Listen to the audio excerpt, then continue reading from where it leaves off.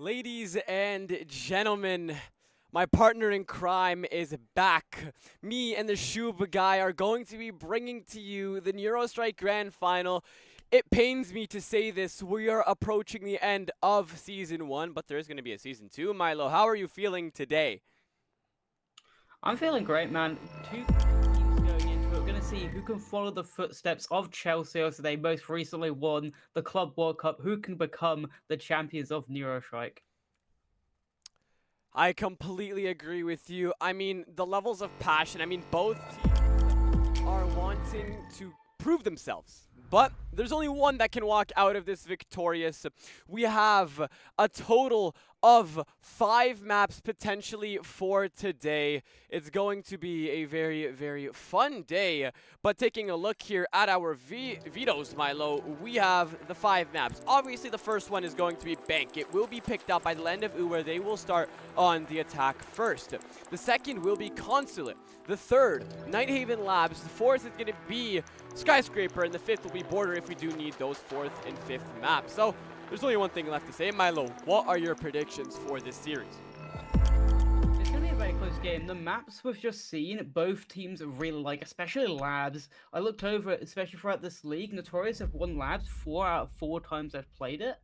And then Land of OOO, they've played Bank, they've played Consulate, they've played Labs, they've played Sky, and they've played Border, winning at least one of those maps each time. The only map in the pool we've seen them lost that we've just seen is Skyscraper. They lost it 7-1 in the semifinals to F5.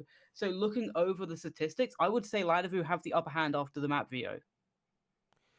Yeah, I do feel like also, I say this almost every single time we start up a cast. It's always about the team that comes out the gate swinging. It's a large issue when you see teams taking it slow out the gate, and then they find themselves in a situation where they've dug a hole so deep for themselves that they cannot find a big enough comeback to be able to come back.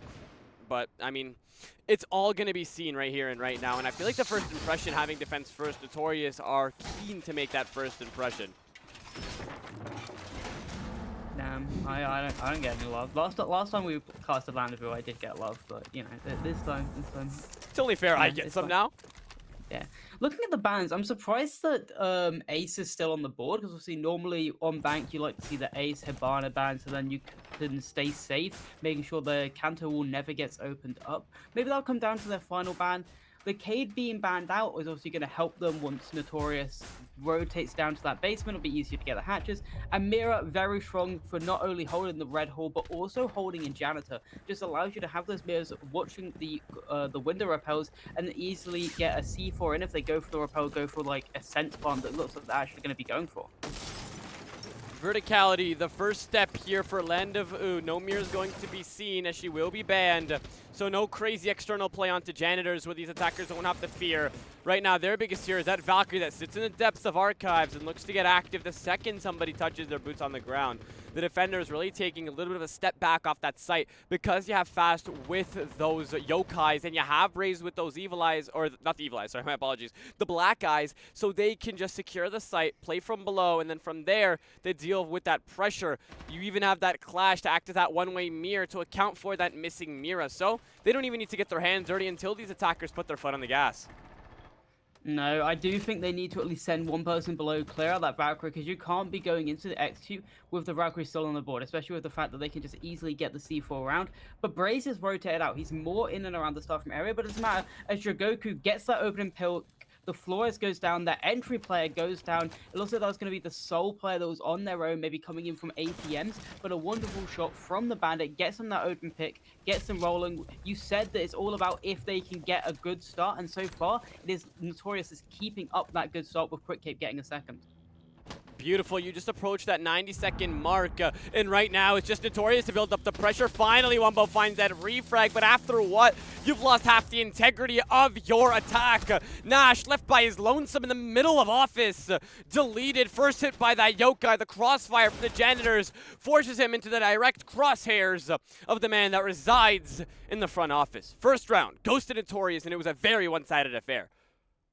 Very, yes. Obviously, Dragoku currently actually on Wanted Goon, so he is just. I think he's probably subbing in for NuTorious. He is a former member of NuTorious, and he had been playing with them throughout the entirety of Neurostrike. So he brings in that experience of the T2 level play that he's been doing in Element, and now he's able to frag out as well for NuTorious. But looking at the final kill, Faster on the Echo was able to use the information, use the Yokais. He was the MVP of the semi-finals, looking to see if he can maybe keep it up. But I think the main problem for Land of Vu is just there was no refrags on the board. Once they got that opening pick onto Fafnir, the player that was sole alone, sole lurking, there was just no one around to try and like get the answer back. And even when the picks continued rolling, I think Quick Cape just swung, stock double, killed a guy on the roof again. No refrag potential. They're just not expecting NuTorious using these aggressive swings, coming out swinging. Really, NuTorious are, and Land of Vu, they just kind of got caught flat-footed. Yeah, NuTorious, I mean, you're playing on your opponent's home turf. The fact is, you came out the gate swinging, and I feel like, regardless of whose map it is, just being able to do what they just did that last round, only suffering one death across all 5 bodies is a perfect way to start this off. And again, it doesn't look like they're going to be giving up anytime soon, as basement's going to be the site, and they're going to bring all the operators needed. They won't have Kaid nor Mira, but they look like they're going to be adapting regardless of the operators they don't have. Speaking about the current events, though, Fafnir kind of turns things around by getting first blood on the Braves, but it's instantly refragged out. Only 20 seconds in, we see 2 bodies drop. Perfect spearhead of the attack, having Fafnir play this aggressive, almost finds that second, but Quick will take care of him, and then another refrag. Weston will take care of good, and we find ourselves up at level. Only 6 bodies remain, and we're only 40 seconds in. Yeah, Lily had a fast play right into the printer window with the Blackbeard. I think it's a little bit of overaggression though from Fafnir. He gets the control open. He doesn't need to be swinging that player on main stairs, and especially with now the man advantage being completely subsided as Faster and Jog, the SMG-11s reign supreme as now we're sitting in a 1v2 Stalic. He had a great substitute appearance in the last game. It looks like his substitute appearance has made him a mainstay now on the team. C4 goes out. Jog, will it land? No. But I was going to say, the aggressive play, it worked in the early round, but I think then they need to reset, see what they've gained. They've been able to gain all of open. They gained kitchen, they can then open the hatches, play together, and then start setting up for an execute, having those flanks being held by drones. But I think they just overextended, pushed too far, and just pushed a little bit too aggressive here. One can only realize as well, they had that ping on Mute who was sitting on the bottom of square, and he still managed to walk out of that victorious. Joker for 2, getting that last as well. It's a problem when you have the intel, you have everything needed to be able to capitalize, and from there you still get fried by an SMG-11 at the range. NuTorious, they claim their 2nd round in a row, and it's honestly seen by the over-aggression from Land of Vu. The first round, we saw them try to approach the external aspect of things. Play off the window, try to get a pick, it's usually standard. But then from there, when they tried to get their boots on the ground, they disregarded the fact that there were crosses being held from the office angle, from the janitor, and even from the verticality. Now, moving on to the 2nd round. You had Fafnir flying in full speed. He got a pick, but once you see your teammate gets instantly refragged, you have to be able to ease on back, reset, and approach this site with a different manner considering you're dropping bodies like flies within the 1st minute of the round. Yeah, I'd have to agree. The one positive they can take from that last round is the fact that they did adapt and just get a little bit better with the trades. I'd say first round, that was a massive problem, the fact they just had no traded kills. At least when there were kills either side, they were then traded back out, and we did at least see even man count. It then kind of fell apart because obviously in the 3v3, NuTorious still had good situations, good positionings, and were able to just rat around, lurk around. And I think that's one of the positives from NuTorious players. They have those types of players that can make those plays and just know where to rat and how to frag out in the situation. I think we've just seen it back-to-back rounds where Jog and Cape have been able to rat and just be able to just frag out. I just need to see if Nash can get on the board, because right now it's been 2 rounds. He hasn't been able to get on the board, and he's a player that I've said many times that he's really good at hitting a gap, and he just hasn't found one yet. You need to be able to have the attackers find that thread to just pull on until there's nothing left. And we've yet to see them get a first pick where they're not instantly refragged out. Yes, Fafnir got his hands dirty early on, but you need to see something happen where he can walk out of it with his body up and his team's body up as well. It's always important to maintain that pressure, because once you have those body advantages, you can apply that phantom pressure. You can open up a window and completely run away from it, but the defenders are going to have to be weary considering they are down in the bodies department. Now focusing on the current events, you'll have Stalak land on the second floor, boots on the ground already. I mean, you have to give props where props are due. You have Land of OOO. They are consistent at getting in the building regardless of the circumstances. As Stalak is already clearing, he's going to be approaching E2, looking to clear anybody that's lurking, but there's going to be nobody there, so he's just going to full send in to the bottom depths of the elevators and now looking to approach that site head on.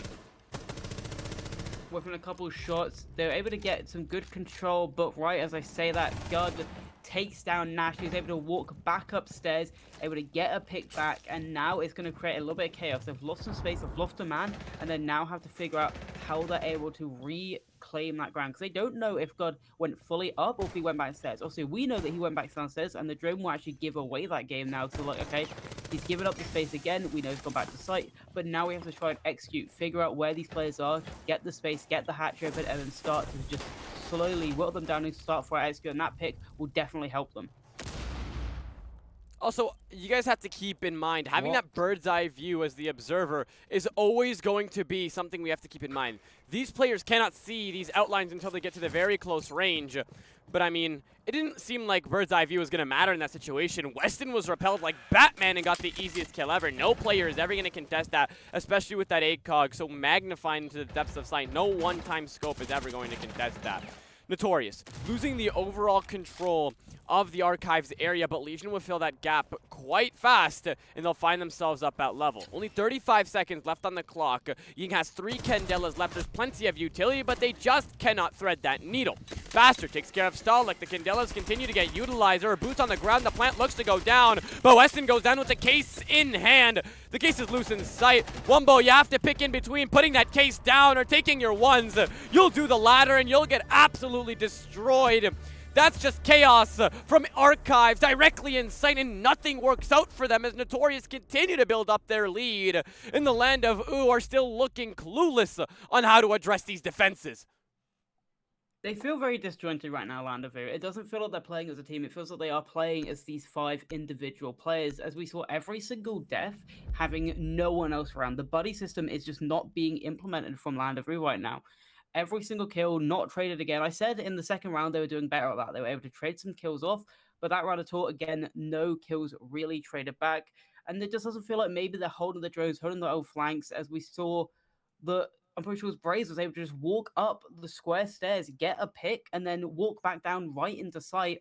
It's baffling to me right now what Land of OOO were trying to accomplish. Yes, they were able to make it down to a 4v4, but then again, we saw the Ash go down. We saw Starlight go down in the basement again with no trade.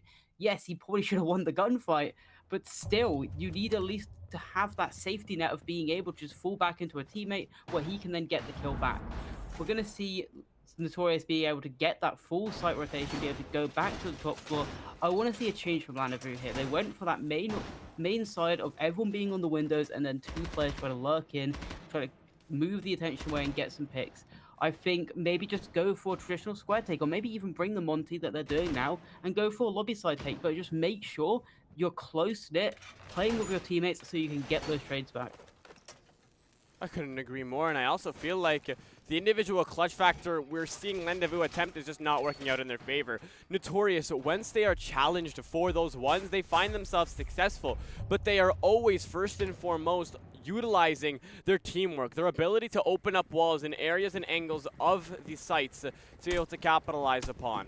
And that is exactly why they've been able to walk away with 3 rounds. Land of OOO, they need to find a response, and this is the round where they do so. You have the opportunity to be able to ruin the perfect defensive record so far, but right now you guys are just looking clueless. Joker allowed access right back to site. There are the angles being held all the way from the depths of the windows, external facing in the garage area. First proxy is going to go off on the Monty, locating himself in ATMs, and now you're going to have a 3-man external play onto this front lobby. Yeah, he's trying to get aggressive, trying to see if he can find any of the picks, trying to shoot out the window player. C4 goes out, definitely will not land as the Monty still has a shield up. I don't think he even blew it. So, and now the counter wall is open. So it's good play right now from Landaview. They've been able to take lobby, take ATMs, and then also open up the counter wall. Next step is trying to figure out how they can deal with this clash. Because you know, as soon as they try to take a position, take a power position, that clash will just rotate around, use the shield as a portable mirror, use it to even just zap the Monty shield out of the way, and then the rest of NuTorious can just frag off him. They need to figure out what the win condition is, and that will be taking out this clash. But the unfortunate tiding, Nash sees the castle cross his screen, but now they know exactly where he is. They can try to figure out how to clear him as a team, swing him maybe, but no. There's no way we're just allowing him do this. How? Nade in the corner. There we now go. finally Starlight clears him, and now they have the man advantage. Can they use it in their situation? FaZe Fafnir gets another, and we're sitting in a 5v3 in the final minute. Finally, such a one-sided affair here for Land of OOO, almost losing their ace. That plant looks to go down. No Valkyrie this time around. These defenders are going to have to get their hands dirty. You have the access cover points being held off by the windows, by the main lobby, by this Monty who's giving out the active comms on where everybody is without having to unextend. Ace is going to be the main problem, but he is low. He has the closest boots on the ground, and Clash is going to look to isolate her ones. What is Monty doing? Weston somehow walks out of that victorious. Now Quick Cape falls to the Monty as well. Weston, are you more lethal with that P9 than you are your shield? Braze isolates it to a 1v1. Only 15 seconds left on the clock, and he will clutch it. Only 4 rounds in, and Braze shows Land of OOO we're not messing around. That is the 4th round to continue that flawless defensive record, and that is Land of OOO still taken care of. The post plant was the issue. I feel like instead of Fafnir rappelling in or going up lobby, I think he could have just allowed Weston to play his life. Go outside, rappel on the windows, you can hold it from those windows, and there's nothing really the mute can do. He has to either jump out or run lobby, and then again, that wastes even more time. By the time he runs lobby, kills the person on the rappels, he has, what, like 3 seconds left for it to defuse, and then there's just no time left. But I gotta say, I like the execute. I think the execute was good. I think they were able to get picks, slowly whittle down the defense, and then take the ground they needed to. But then the post part just fell apart. I think you got to props NuTorious. Braze did really well, especially in that 1v2. But it should never come down to that 1v2. I've just got to question the post plan. I think you just hold it from the windows, 3B, and that's really it. I think it's as simple as that. What a beautiful way to bring it back. I mean, I just thought Weston's ability on the Monty surely secured that round. But I mean, they just did a 180. They lost the Monty and his composure, and they lost the whole they lost the whole angle or the access way onto this diffuser. You guys had external play established. Why would you allow your Sens to vault in through the window? If he remains on the outside, the 417 is not a gun you can be bad with. It's just not possible. You already hit 1 bullet, you take off a person's health either by half or 75% regarding their armor. It just depends on it. It's a problem when you're allowing NuTorious to just make these heroic plays and allow it to succeed every single time. There are things you need to call, and there's no shame in calling a timeout now where it matters the most. But all we can see and hope for is that the Land of OOO get to droning, play this better, because once you approach that 5-6-0 area, coming back, even if it's on your own map, is going to be quite difficult. Especially, yeah. I do think this map does lean a little bit more into the attacker's favor, but I still think Land of OOO, if they want to just have a chance in this map, they need to win the next 2 rounds. They need to have a 4-2, and that's only to have a chance. I still think NuTorious have already done the best they can do. A 4 rounds already is perfect, but Weston, he's the man looking for alert. He's the man using the drone, using the information, and being able to get down with that knock gadget. But to be fair, I actually have an opinion on knock. In lower leagues and lower teams, I don't think knock is actually good at all. Because not many teams actually frequently check cams at the start of a round because I don't know, they're just not used to it. I think most players, you see everyone right now, they're all, okay, fair enough, Braid's down on cam, he's proving me wrong.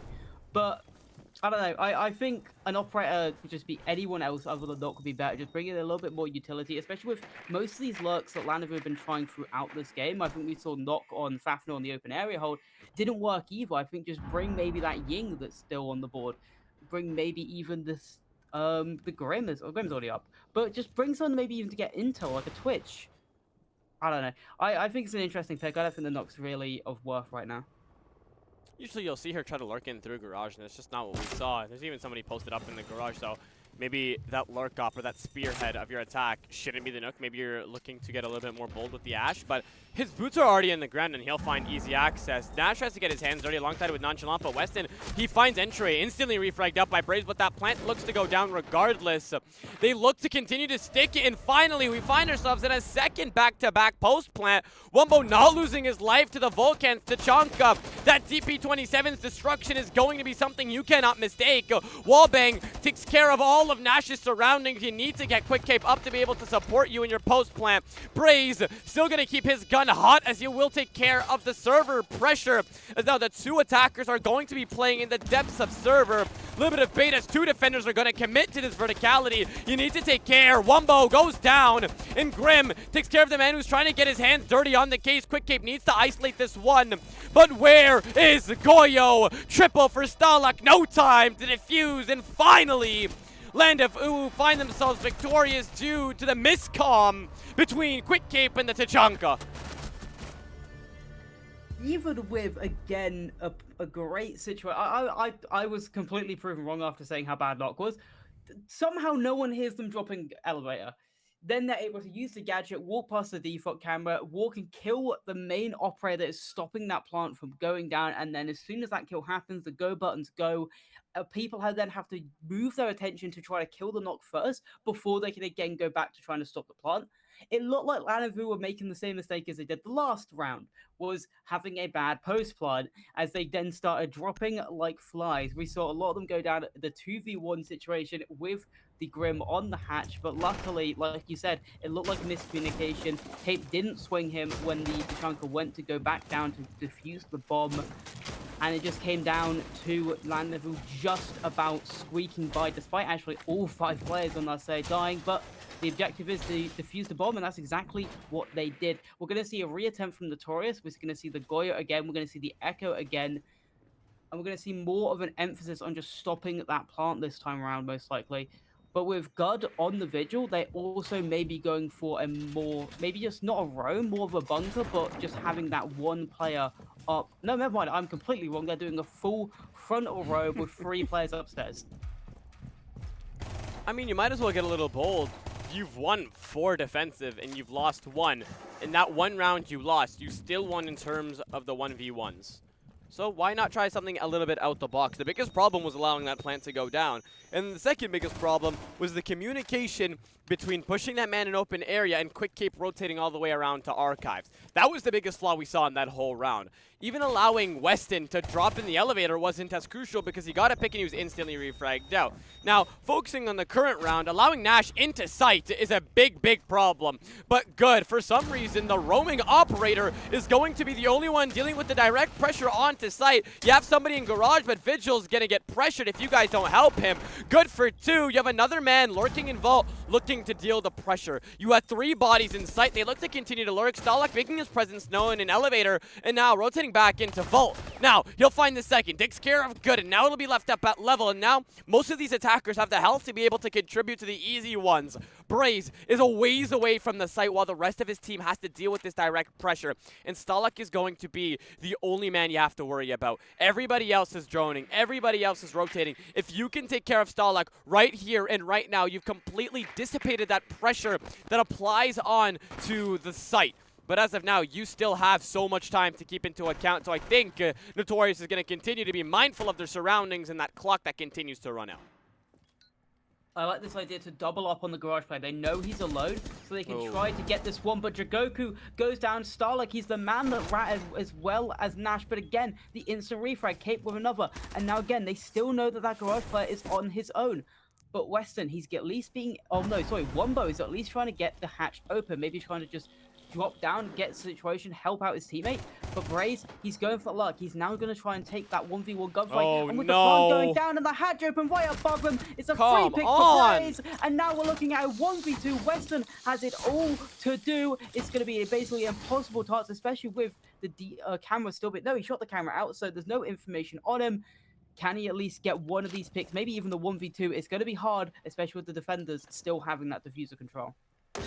I mean, he could have just funneled in with the rest of his team through server. The second good fell, he had so much access into the site, and yet essentially just screwed yourself over by opening up that hatch and not being able to set up a flank drone. Come on, I mean, intel is usually the name of the game, and it becomes a problem when you can't even stick to that. I mean, this round reminds me the same of the one that we saw on that open air site. It's a problem when we see the ones all land onto the site, and then you have everybody pool up onto the case. You had Wumbo and Fafnir looking to get lucky, but they couldn't find his joy, and it was NuTorious to pick them off one by one. This last round, they tried to put their foot on the gas. They tried to get aggressive, but absolutely no joy, and they shut out at every single turn. 5-1 is the score line as NuTorious are looking to make a statement on their opponent's map. Yeah, I said that Nash was very good at finding gaps, and I think he found the gap perfectly. He realized how many people were roaming, they're free off site, and again, like I said earlier, not many teams consistently check the cameras. They don't normally be like, okay, where's the person coming from? And Nash was able to use that to his advantage, walk past probably an echo drone that was inside the site, and then was able to get the open pick. And I think, again, a problem though was the fact that then he continued going. He probably could have just stayed inside a site, making sure they kept the control of that bomb site itself, waited for his team to catch up with him, and then they could have gotten the plant down and just kept with each other, make sure they got those reflexes. Like we said, like you said, the hatch was not open, so they could have just planted, and the only way they could have stopped him was either from Red Hall, the Goyo still being up, but then they would have to rotate to try to shoot the Goyos, and it was just a lot of where NuTorious weren't in positions to really stop that plant, where Landaview could have just like slowed down, waited, and used the open pick to their advantage. But I think sometimes, especially with Nash, especially with Fafnir, they sometimes just push a little bit far too ahead of their team. As well, you got to give them the benefit of the doubt. We're here for a long night. I mean, just first map, but it's not really helpful considering this is your own map. But still, these guys still have a long stretch ahead of them. They have the ability to be able to bring this back. But you guys have to deal with these problems. I mean, Quick Keep is 9-1. Braze now 7-2 on the spearhead of this entry. You guys are not going to be in for an easy comeback. This is not a team that's going to let off the gas. They fought to be here, and you guys cannot dismiss them even for a slight second. Yeah, and it's nice to see it looks like coming from the lineup from Landaview, it does look like they're going to be going for more of this just site-heavy roam. Well, not say roam, but more of the site players. You're probably going to have Starlight playing on Blue Stairs, Fafnir going to be playing in his servers, trying to just keep that hatch closed for as long as possible so the smoke can stay up. And it looks like right now there is 2 players on the top floor and 1 in the middle, but I don't think they'll be staying there for long. I think obviously with the scopers being available, that's why he's going to just shoot a couple of drones, maybe just make himself a nuisance, maybe even get a pick, and then just can be able to teleport away. And with the Monty being so low already, it's looking like a great situation. Nash, you just need to get out of there, man. And there you go, finally, just about getting out. And will he destroy this drone? No! The reason you are that operator, you could just get out for free, just teleport away. That's a massive blunder coming out from Nash, in my opinion. Yes, he got the opening pick, but just not knowing your operator's ability just is chalking. But the positive, at least, for Landaview right now is they have even man count. Every other player was able to get back. No, hold on. Western is lurking right now. I was going to say every other player was able to get back to site, and they can now kill them on TV free, and they get another shot on Braze. So now we're looking at a massive advantage for Landaview. And don't... Wow, hold on. That just threw me off. Look at those cameras. Don't forget, this Monty's low and he's the case carrier. If that guy touches a Vulcan canister, Monty is dead. 1 tick of damage is enough to do the job. Weston drawing in so much time. 90 seconds left on the clock, and the attackers are committed to clearing him. But Weston, not aware of surroundings. What are you doing, buddy? You just did all of the legwork to completely dismantle it in 2 seconds, but your team is up for the task by taking care of the pressure on site. Garage pressure dissected. Quick Cave getting taken care of by Fafnir, and now Good is the last one left alive. 1 HP. taking Wumbo down to an achievable amount of HP, well, with 4 bodies up, or 3 bodies up, you can't do much. Absolute pool of pressure on to Vault, and Monty can never find himself alive after a situation like that. Landezvous find a response to close down that deficit to 3. It's like Goku complaining about timing, but sea timing is a real thing and it can always just hurt us. Ash and Lobby doing what? I do like that they're finally coming alive. Landezvous, they do normally like to be in chat, so now as soon as they're able to win a dominant round, I'd say, they now come alive in the chat, being able to let their voices be heard. I'm going to see if maybe their mental chalking can just help them and just keep the NuTorious down, maybe. Maybe they can do what the NuTorious just did on their defenses, because that was a great start. I think Nash started well. He was able to get the first pick, get Monty low. I mean, that's all he needs to do. I would say maybe it was a smart idea to switch, but in the end of the day, they were still able to win the round up because of the fact that Monty was so low. They still had West on the top floor because Nash took all the attention away. And then the players still in sight were just able to just hold their own, especially not knowing that probably Jog was lurking in Garage, because obviously he was on that knock. We spoke about the knock normally doing that, and then we see it instantly from Team NuTorious, but they're able to also take them down. So every little layer from NuTorious that they were using, the roam, and then the second lurk roam, and then the site players played their part to perfection. Now, there's a lot of things that we can dissect from that last John. I think there are a bunch of differences that we saw between either team's attacking, but the main thing is how they addressed the pressure. Getting a little overzealous in the ATMs without fully droning out the overhang was the biggest problem at how you managed to die through that Aruni. But still, the defensive also had problems. Nash, you had the ability to take care of that Monty. One impact could have taken care of him. You could have just camped out an E2 by the time he was sprinting over to you, used your robot, and you're back in sight with 100 HP, but none of that happened, and you found yourself losing your body, and then your defense has to kind of catch up to be able to make up for your death. Now, those are all fictions or depictions, my apologies, from the past. There's still so much that Landezvous have to do, but I'm getting a little picky because a 2-5 scoreline is still just not enough, especially on your own map. You guys can make little to no mistakes unless you want to be staring down the barrel of that match point on this round, and hopefully they'll be able to fix up these issues right now. Yeah, it does feel like Team NuTorious, at least on their attacks, they're less aggressive. They're more just waiting for the players of Landezvous to just pressure themselves. I love the strategy. I love having the double mirror. As soon as one's popped open, you place the second one down, and then you can even use it as a head tool. I think it may have been G2 using this one as just a head hole, because then normally you reinforce all 3 of these walls, and then you have the mirror open on the 3rd wall, using that as head holes, because then it's just easier. You can just crouch below it, stay safe, and then use it as a free C4 hole. You're going to see as they go. That is why it's just safer to maybe use that kind of strategy, because the wall being soft allows a free wall bang, Cake with the opening pick, Nash down, C4 down, and now Gud has been able to take so much space up close inside of Janitor, but the trades are going back. But Cape again with the trade back, and now we're looking at a massive advantage for NuTorious right now, especially with the ground being established that they have. He's currently 12-2, and his Monty, I mean, usually your Ash paired up with a shield up is your spear entry, but Quick Cape just gets his hands dirty by himself on the windows. Having your Monty wedged into Janitor just makes such a large difference. Not having anybody watching the mirrors is just a safety thing for Quick Cape, and now he's allowed to just walk in and has to address each and every one of these bodies head on now. He's gotten 2 picks nice and easy, but his team needs to be able to do something for him. Everybody that is alive is currently either neutral or positive, but that's just not enough, as right now you're allowing each and every person to get isolated. The plant looks to go down. Quick Cape looking for the ace. The last one sits in the depths of Janitor, and is this guy the T4 stumping? We just saw him do this on Bank on 7-7 overtime, and it's just now Fafnir to fall.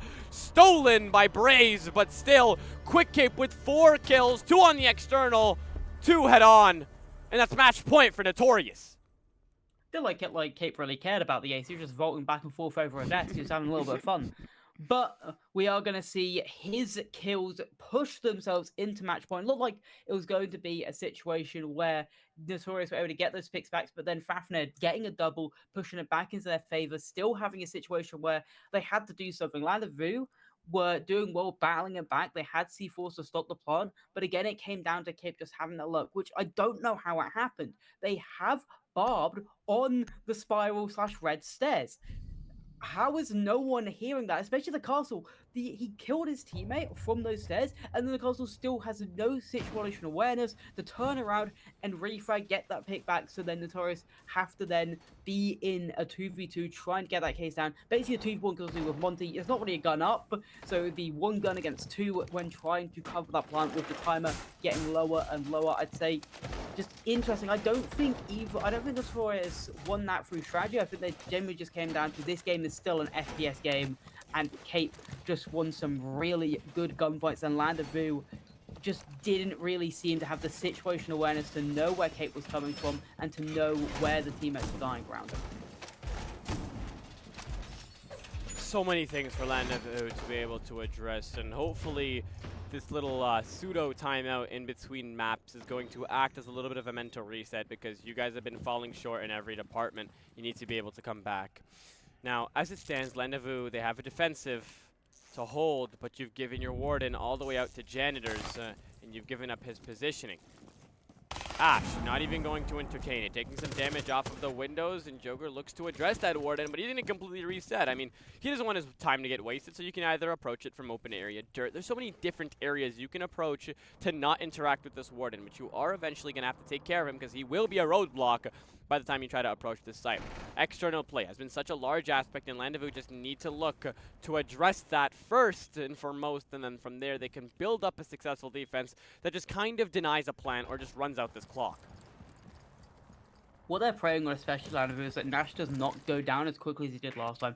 Having that C4 up, having that player in Janitor is very useful for just stopping this plant, stopping the repel zone. But Fafnir is going to be downstairs in electrical, just lurking around, waiting to see if anyone will push it in there, or if he can just go for a freebie C4 and anyone pushing up square. Maybe even just go for that flank, just walk up those square stairs, maybe kill the Blackbeard in the back, and there you go, Fafnir. He's able to retake into Archive and be ready for when they want to be going for this plant. The swing comes round. No way! Faster somehow gets the pick faster than Starlight, but Western at least have to refrag. Does he know about the next player? No! Braves with another, and now we're looking at NuTorious in a man advantage on their opponent's map, or yeah, on the opponent's map point, right? Yes, it is. Access into the site has been granted. C4 denies him, but an easy refrag as good as found that access into the site. That's that threat to pull on. Mira's distracted, so I'm just going to capitalize. Wumbo trying to hold that cross in from stock, but Sens knows better. Frag pushes him off of that angle. Joker with 2 from the depths of the overhang. Map 1 done and dusted. As now, that is a massive, massive upset as Team NuTorious take it 7-2. We cannot be falling short, man. There's so many things you guys have to do. And starting off with the first map of the day, losing it by such a large margin is just not the way you guys want to be staring down the barrel of the second map, which is NuTorious's home. NuTorious came out swinging, and I just don't think Landavoo ever really answered the aggression that NuTorious were really showing. They were able to always get the map space they wanted. It was to get the opening pick that they wanted. And on the defense, they were always able to just swing out, and it never looked like they were really punished for the aggression they were showing. And I think that's something that Landavoo really need to fix up on their own map pick of Consulate. Yes, a Consulate. I am very bad at memory right now. But it was a great match, though, coming out from NuTorious, but it's just questionable. I don't think you can do that on Consulate. I think Consulate is less of an aggressive map. I agree. Consulate's a lot about that coordination. I mean, they're similar to size. They're both 3-layered maps. They both have a basement, and they are both very, very large. They're not as big as Layer, but still, there's so much you can do on Consulate as well. Now, when you flip the coin and go to your other team's home turf, I'm excited to see how NuTorious will be able to play it out. Because if Landavoo takes it, you're going to see a little bit of a reverse cinema, and I am all for that. But me and the old guy, we're going to take a couple of minutes of a break, guys. Make sure to stay tuned if you are enjoying. Make sure to leave a follow. But we will be back as soon as possible to bring you map 2. And nothing to say, but we'll be back.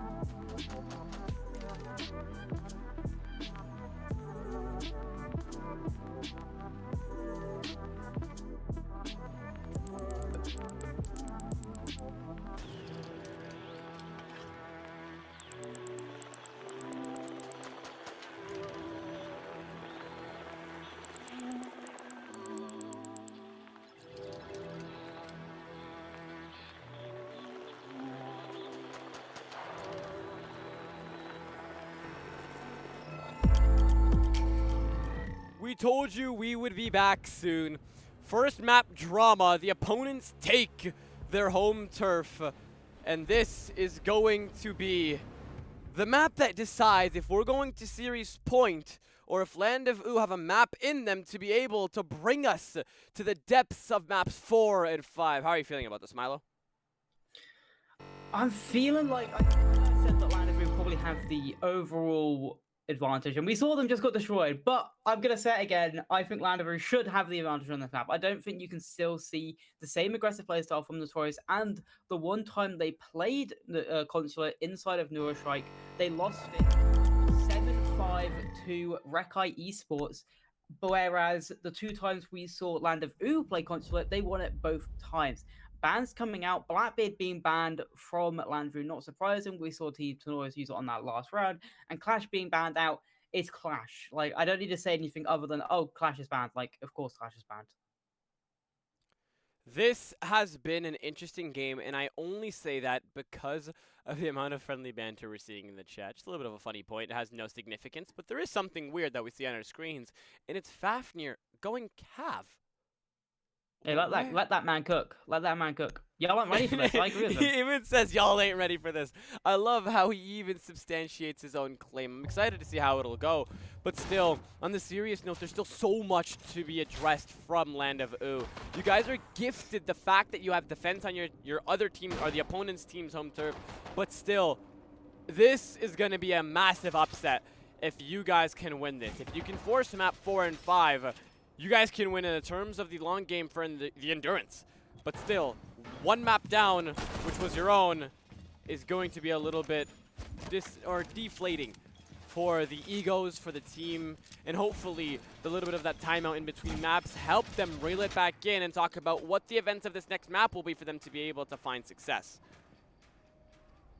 Jog said he popped a honey pack, so I think we should just call GG right now. What?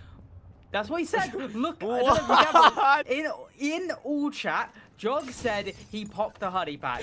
So I'm saying, say GG right now. He cooked in the last map, so imagine what he's doing on that honey pack. But positive for Land of OOO, other than that, would be the fact that they are on the defense first. Normally, this map is defender sided, but last time I casted this map, it was attacker sided. The time before I casted this map, it was attacker sided. I casted Skyscraper, it was attacker sided. I kind of have a jinx. I always say these maps are defender sided, and then I lie, and they're actually attacker sided apparently. Wow. I just can't get past the fact that you just said that live. He said it! Jog said it! I am a man of the people. Grown men talking about honey packs, honestly. Absolutely. I'd hope that the grown men were the ones. This just might be the highlight of my year. Are the ones using it. You know what? You raised a good point. No, you raised a good exactly. point. Still the highlight of my year. Wow, I can't believe that was said. The second frag rains on in from the skylight. No joy, but Stalak will go down to the verticality. Easy for a res. Nobody's getting that aggressive until one of those drones locate him. The pressure is going to be built up from those windows, but Wumbo takes care of that skylight on his second swing around, and Quick Cape goes down as well. A 2-man advantage in the favor of Land of OOO. The Mute C4 connects on the man behind him. Fast finds that refrag because he's just not expecting 3 players to be grouped up in managers. and just 90 seconds left, and Land of OOO walk away from the exchange with a man advantage considering Stalak was downed, but he's been gifted a second chance at life. You can't say same for Quick Cape. No, but Fafnir is still up on that cab. A flank could come out at any moment. Obviously, the ability isn't used much, so the ability is Silent Step. And obviously, the interrogation as well is the Sub-Zero ability, but she can't be heard most of the time when she is walking. Obviously, there's still a little bit of sound, but it's just harder to hear. But the phone calls rang out. That can be heard. She doesn't have silent phone calls, and it's probably about to be killed by the person on Spiral. And there you go. Dragoku gets the answer back. We're in this 3v3, but there's still 2 smoke babes on the pocket going into these final 40 seconds. And NuTorious needing to get this. Not anymore. Down. Toxic Babe's taken care of, but Joker, ever since being gifted that second chance at life, makes himself useful, takes care of business, but Stalak falls as well, and now it's a 1v1 with Wumba at a low amount of HP. Luckily for him, fast is not 100, but flying at him full speed might not be the best of ideas, but it works out. Land of OOO, different statement. They'll be confirming their first win on the Office's site. It'll be 3 rounds before they can play it again, but well-deserved as they are now showing us they're not going down without a fight. I was going to say, if that round was won, I think maybe Jog may have actually done the right idea, because he was able to kill the guy flanking spell, then able to jump out spell window, kill the guy bathroom, and make it from that 4v3 advantage from Land of OOO into that 3v2 advantage. But again, the main issue that we saw from Land of OOO on the side of Bank was the fact that the refrags never really came out. The refrags were poor, and they just didn't really have each other's backs. And I think that's where it changed up. We saw refrag after refrag after refrag, making go down into that 1v1, where it was just able to be clutched out by Wumbo, who himself got a massive 3k on that round. Beautiful way to make that statement on the first of the second map. There's still so much left to be done, though. And right now, the only thing that matters the most is that they keep their pacing up. Land of OOO banning Deimos and Blackbeard, which means these attackers can have anybody they want to address that server side without the spearhead that's usually used now in the higher-ups of Siege. Azami and Clash not going to be used for Land of OOO, but it's not going to matter because they're going to have successful wall denial. Tabaro and Kaid, 2 players together, are absolutely unstoppable on the breach if you can trick it correctly. So, a large statement for NuTorious to have to dissect, and this will be that one round, if they take, is going to be the one that responds to the pressure from Land of OOO. And the spawn peak is going to be the first idea at that, but no joy as everybody's ran past the depths of the views from Vigil. Yeah, Nash could definitely still go for this aggressive play, but no one's obviously around him. So he's probably at least he still has that control of that top 4. He can go for a flank, because at the moment, this take from NuTorious is going to be looking very, very linear. Everyone coming from that backside, only one person not with them. And it's looking like that one person is probably Jog. No, he's there with him as well. Braze. It's going to be Braze, actually, giving away the information, getting those drones in, hacking the information inside as well. I don't know if it would be Jog. Jog really loves baiting or lurking around in a different location that his team's not going into. But he's going to be that main spearhead with the Monty, trying to just get this information, walk them down. As right now, it is going to be that 4v3 on site, actually, with 2 players still going to be off floor. But the problem is they can use that verticality to their advantage to maybe get these picks off when the attackers walk through their line of sight. Also, be mindful, this hallway hatch is soft and there is a Vigil on the board. He's lurking. He can be a problem.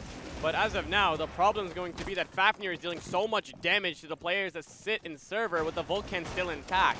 He's taking quick below 50 HP and good right on that line of 45 to 50 HP. And that's a massive problem. The TCSG is not a gun you can mistake for as weak, but also having that C4 in Kate's pocket as well is enough to keep these attackers at bay. Because there's only 90 seconds left, and Land of OOO are doing a very, very good job at being able to hold this. And they have the ace up their sleeve, which is having that one man on the flank. But it looks like these attackers are going to put their foot on the gas, but Fafnir walks out successful. He will get knocked back by the first, but Quick Cape gets burnt out by the Vulcan, looking for that refrag, but the C4, a little bit of a kamikaze as Weston takes care of Fafnir, but also takes care of Good at the same time. And we'll find ourselves at a 2-man advantage for Land of OOO as they look now to try and reel it back in. They just cannot, as now Stalak will take care of Braze in a 1v4 with one man very much pinched in a very bad spot as he turns his attention to the site. Siege timing hits and Nash turns his attention and deletes him from the lobby. 2 in a row now. So I said that Dragoku likes baiting and lurking around another place, but I didn't expect him to be the last alive on Ash with the main push. That's honestly impressive. Good job, Jog. I'm very proud of you. But it's great from Land of View. They were able to figure out where the push was coming from and put everyone over there, other than obviously the two lurkers that were still around on the other side, just make sure there was no lurk that could come in. The lurk looked like it did try to come in, but then again, just didn't work out. And I think the main problem was that the push from NuTorious, which is way too linear. They knew exactly where they were coming from. They could use the C4s, use the guns to their advantage, and then just shoot them down through the long angles they had established. Even with obviously the TK coming out, it was actually a perfect TK because you're always trading the cave that has already got a pick on the round for the Monty every day of the week. So I'd say Ladderview, they did perfect in that round, and it looks like maybe Consulate may be their domain because they are looking perfect. But again, defender side of map, NuTorious, if they win this round here, they then get that tertiary bomb site win on the attack, and then they can maybe do it the second round out and just hope for that 4-2 split. Before I yap endlessly, like always, I want to ask you a question. Are there any operators across both loadouts that really raise an eyebrow? Alibi. Thank you. In what world do we take Alibi over anybody else? I would be happy if you brought Caviera with no weapon. As she looks to get lucky on her first run out, she will be going for the catering breach now, and Yogoku almost takes her out. She'll be on 20 HP, no resets, no Doc, no Thunderbird, and that was insanely stupid in terms of operator pick and spawn peak, because your Vigil just did that. And he was also the Vigil, so he actually did the same spawn peak twice in a row, not expecting the attack to adapt and maybe look for them to try and do it. But with this Visa side, there's at least two players together looking to just aggress, and especially with the pulse downstairs, feeding in the information, maybe even getting a free C4 when they walk in. And he has, but he's not going for the C4 pick, surprisingly, maybe just waiting for them to stand still. Ooh, went for it for a second. Also, I think he has no scope. But it doesn't matter, as God gets the open pick. Nash and God actually trade a piece. There's the C4. Bodies are flying right now. Wumbo, where's your scope? What is going? So many different things. Am I in a lucid dream? No scope. Weston's live pinged by the Alibi Prismas as Brava has hacked one of them. I don't know. Wumbo's just playing a different game than us. He just knows something we don't. Verticality now being established at the 95-second mark, and a leveled man count as NuTorious desperately look to find that evening out level. But they have been completely dissected by that Pulse and Valkyrie C4. They're now going to be deprived of this utility, meaning Good can comfortably play Verticality as long as he just doesn't lose a contest directly on the Verticality holes. A 3v3 though, you guys are going to have to be mindful of your surroundings, considering you are on a very large map with many rat areas to be in. I will somewhat agree with what was just said in all chat. I don't know if the Brava is the very much useful thing to be, or not the Brava being useful to hack, but I don't know if hacking an Alibi is the most useful thing you could have been hacking in that situation. But they have still got a lot of situational advantage right now. So they've been able to get the full top floor control, they've been able to get the boogie drones out, they've been able to slowly pick apart that flooring, and now they've also got this Visa side. And it's looking like Braze may know that there's someone in and around the basement, which is the Pulse, but they're doubling up on the player in lobby together. They may be springing together to try and get rid of the drug, because that would be Diffuser as well. But if they play this perfectly, NuTorious, they can maybe get inside the breach, go for that plant, and then just slowly just pick off the players as they try to just stop it. There's a three-man pinch on this door, but now Braze dissects that by being able to address it from his side. Double kill! Beautiful fashion to be able to dissect that pressure. That ace was absolutely doomed if he walked into the crosshair of that door, but still, look at the teamwork. You had the Ram on the verticality. From there, you had Braze wrap around to the offices. They applied the pressure onto that double door, so not a single defender could look at that door that leads that main lobby into that lounge area without having to fear for their lives. Beautiful. As now, you'll find that first response round from NuTorious. The pinch was perfect, but I think the main problem was that Landview didn't do their pinch quick enough. It looked like they all wanted to power the player inside of lobby, being the ace, being the player that had the diffuser. But they then just looked like they stalled out. All three of them just stayed in lobby, which then allowed the ace to give the impression being like, hey, I hear a lot of people in this room next to me, pinch them. So they did. I'm pretty sure there was probably still a player on vert, or at least they thought there could have been a player on vert. So they thought we can't run back into sight or be shot from vert. And then the Capital or the Brava Braves walking in through the back, pinching them perfectly, and just they couldn't do anything. They were fish in their barrel, but I will say Landezvous just took too long for the attempted power that they wanted to do on the ace, but they get to go back to their primary bomb site. However, this was a close round. It came down to that 1v1. So NuTorious, they may be licking their lips right now thinking, this is what we did wrong last time, let's fix this little mistake, and then we can go on, win the round out in less of a close fashion. So many things that they can do to be able to reel it back in, but what a way to be able to show us that they can play as a team regardless of losing 2 rounds in a row. Beautiful coordination, regardless, even if they lost those 2 bodies, one was a 1v1 and the other one was a C4, they still showed us that they're here for the task. And now, Landezvous, once they start losing these defensive rounds on console, it starts to become a problem. Their biggest idea is to either aim for a 5-1 or a 4-2 split, because once you get over into that leveled man count or that leveled round count, looking at a 3-3 on your own attack is not a good look. Because once Landezvous switches to attack on a map that is not theirs, they might be in a little bit of a deep water that they just can't swim out of, essentially. So trying to get that pro balk open. I don't know if he did. It looks like he didn't. He couldn't find the cage claw where it was. Throw both EMPs. Didn't find it, and now he hasn't used one of his can openers. So that wall is looking like it's going to be stays closed unless they get Gud over around to throw the nade in. But instead, Gud's doing other stuff, like getting the opener pick on the smoke. I think a better question, Weston, is what are you doing? You are dying first on the smoke, and now you put your team in a bad situation. No smoke bays were used in the process, no time was really wasted, and now your team has to come back from behind, losing their opening pick, and with giving up so much space as well. Now the next question is how they're going to deal with the person that's probably going to be playing in Vending Call.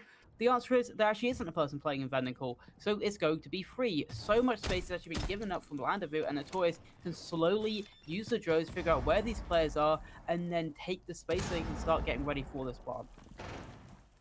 Just 90 seconds on the clock. Wumbo with a quick burst to take care of Good. Beautiful shot. He'll find the second. What is Joker doing? You guys had the pressure built off on the longest. You have to expect him to swing. If Flores is sending in those Roteros. Nash building up the pressure. Wumbo for 3. As now, from one round that was completely one-sided until NuTorious powered through, as now went in the favor of Landezvous as Fafnir delivers that final blow. And I just want to contrast those 2 rounds. You'll see Fafnir get very aggressive on this manager, so that's the second time they've won this site. But once we see them approach the tertiary sites, it becomes a problem. I mean, you guys got dissected one by one on this site, but in this fashion, you go back up to a preferred site and you guys get completely right back in sync. You're moving as one single unit. And now, you'll find yourselves with a 2-round advantage.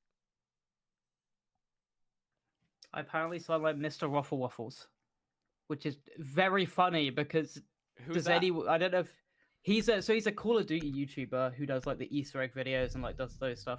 But he also has been playing Siege recently, so he has actually moved over to Siege. He's like the most popular zombies Call of Duty YouTuber. But do you want to know what Mr. Ruffle Waffles' name is? What? It's Milo. Alright, so Ruffle Waffles just went cover to become a Siege caster?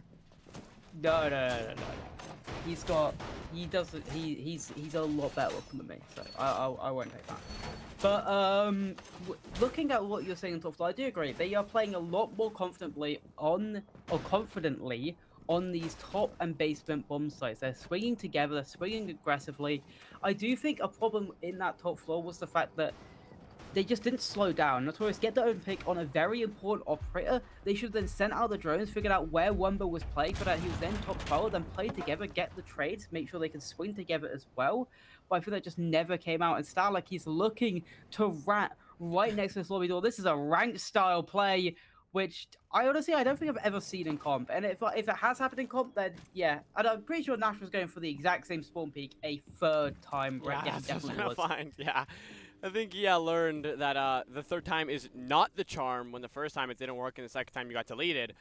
But a completely different play from NuTorious is going to show us that they don't want to go server, and now they'll be approaching this site from the main perspective of things. The first D4 raining out, shot out the sky, and now the cluster charges are going to be used off of the EMPs, making it almost impossible to be able to deny it. But will this electric log come into contact before? Yes, it will. Fafnir, successful denial, and now we find ourselves in a 5v5, 1 minute off, and these attackers are struggling to get this breach. Second time's the charm. EMP goes in for the second time, and for some reason, we are struggling to use clusters. Boys, come on! Joker is going to lose that Electric Claw if that cluster doesn't go off in time, and thank God it does, as now the second time is the charm. Verticality soon, as there is a ram on the board. But the thing is, they now have wasted so much time. Yes, they're able to get the breach room, but it took them a minute 30 to do a routine opening of a breach. I think you're right. They just didn't put the exothermic shot, or not the exothermic. They didn't put the fuse clusters on at the right time. No, and now Fafnir with a pick, Nash with a pick, and it's fallen apart at the seams. All the breach players go down. It's only left up to Quick Cape and Blaze. I think Quick Cape was the player of the first map, and he really just hasn't been showing up to the races inside this map. It's looking like we're having a dominant display for Landavoo this time round out on their opponent's map pick. A pick back for Quick Cape, but he's lost so much HP in the process, and they know exactly where Braze is probably trying to do, and it's hit the backstab. I just love the friendly banter in chat. I mean, a 4v2 is just not the way you want to be approaching your attacking rounds, but still, it is a defensive-sided map with these bans, so NuTorious are gifted that benefit of the doubt. But if we see a large margin like we did last map, there's just no coming back, regardless of the benefit of the doubt, because that doesn't give you rounds. 30 seconds left on the clock, and all these attackers have to do is just bait. A little bit of a trade, and that'll be 2 bodies to drop for the land of OOO. Easy refrag. The flawless is avoided, but still, that round count is starting to get dangerously high, and NuTorious need to find the response as they're now trailing by 3. Yeah, and what God just said in chat, he said they're going to start trying now. So Wumbo, his time's up, but this has got to be a generational performance from Wumbo, as the former coach of Aerial Rise. I think he played 1 game in Element 5, not 5, that's the most recent, that's the current one. I think he played 1 game in the Element 3 Pro-Am, and I'm pretty sure that he just subbed in because, like, Aerial Rise had already been grouped, so they just didn't care anymore. So they were just like, Wumbo, you can have a game. So Wumbo's technically, if you want to go by playing in T2, Wumbo is a T2 player. So he's playing well for it, 9-2 right now. He's cooking up a storm on Consulate. He's one of the main reasons why his team has been able to keep up the scoring they're doing. But I think if they want to show their dominance, I think they need to win this fight. I don't think it's a 1-2, I think they need to, because NuTorious, if they come away with a 4-2 split, they will be very happy, because that's the quota. That's what you want to hit. But the Cavs coming out again, and Star, like, he's doing this classic route. I think you see most teams doing it because of the way that most teams like to go for this Visa style take, this admin style take, and then they normally do not drone out this corner. I'm starting to get agitated.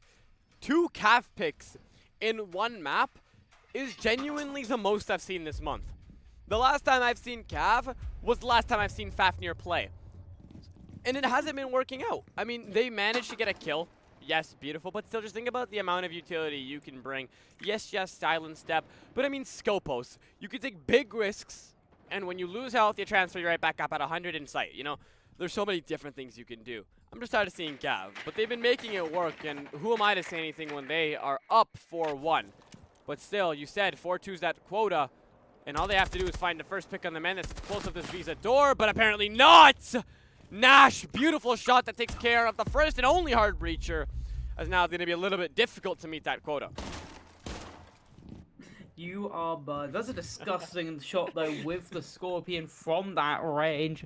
I called it and everyone left me. But a pick back, Brace gets it, and now we're looking at... I thought play just ran into sight. I think I'm going insane. I think he jumped out then jumped back in. I think that was Old age. Defender. Alright, like, my bad. I see someone jump inside. What the outside.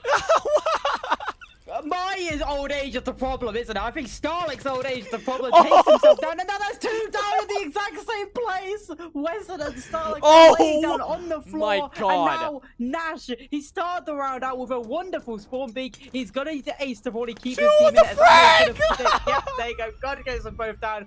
And now it's all up to Nash in this 1v4. He needs the ace. I don't think he's even gonna get one. No, he gets one. So now we're seeing in a 1v4. We've seen Calm 1v5. Can Nash 1v4? In my time of casting, it hasn't been insanely long, but oh my God. That might have been the worst round I've ever seen in my life. What did we just see? I mean, I'm speechless. I mean, it was going to go in NuTorious's favor. I wasn't going to see a clutch. Wasn't expecting one. He didn't have full verticality. The plant was going down on the other side. Yeah, textbook win. They met that quota. But it was going in their favor. They lost a hard breacher. And from there, Cav hot dropping by impacting herself into a wall bang on the wall. The very wall you should be reinforcing if you're not planning on playing upstairs. Leads to the loss. That might have been the funniest / worst round I have seen in competitive Siege in a very long time. Yeah, I'd have to agree. I don't know what the idea was. I think that hatch needs to be open from the off. We have shotguns, we have impacts. Either impact it in the prep phase or shoot it open for shotgun in the prep phase. But honestly, that just came down to just bad mistakes. Like, there's a lot of them coming out from Land of Rue, like obviously impacting yourself, not reinforcing certain walls, not just being set up for yourself, not being playing together. Because again, I think the problem came out, like you said, they don't look like they're playing confidently on their tertiary bomb site. And I think it came out again. They didn't look like they were confident. They weren't. Only Nash was really swinging aggressively, obviously with that spawn peak, and then every other player backed away quickly, killed themselves in game, and then just I don't know. I don't even know how to systematically break down that round. It was just a shit show in the nicest way possible. Is that English in the chat? I didn't know what it said. J Mus, Hejeds, Adop, Wid, Ont, Klaus, Vergerm. I think the last word is third. Are we ignoring what Jog said?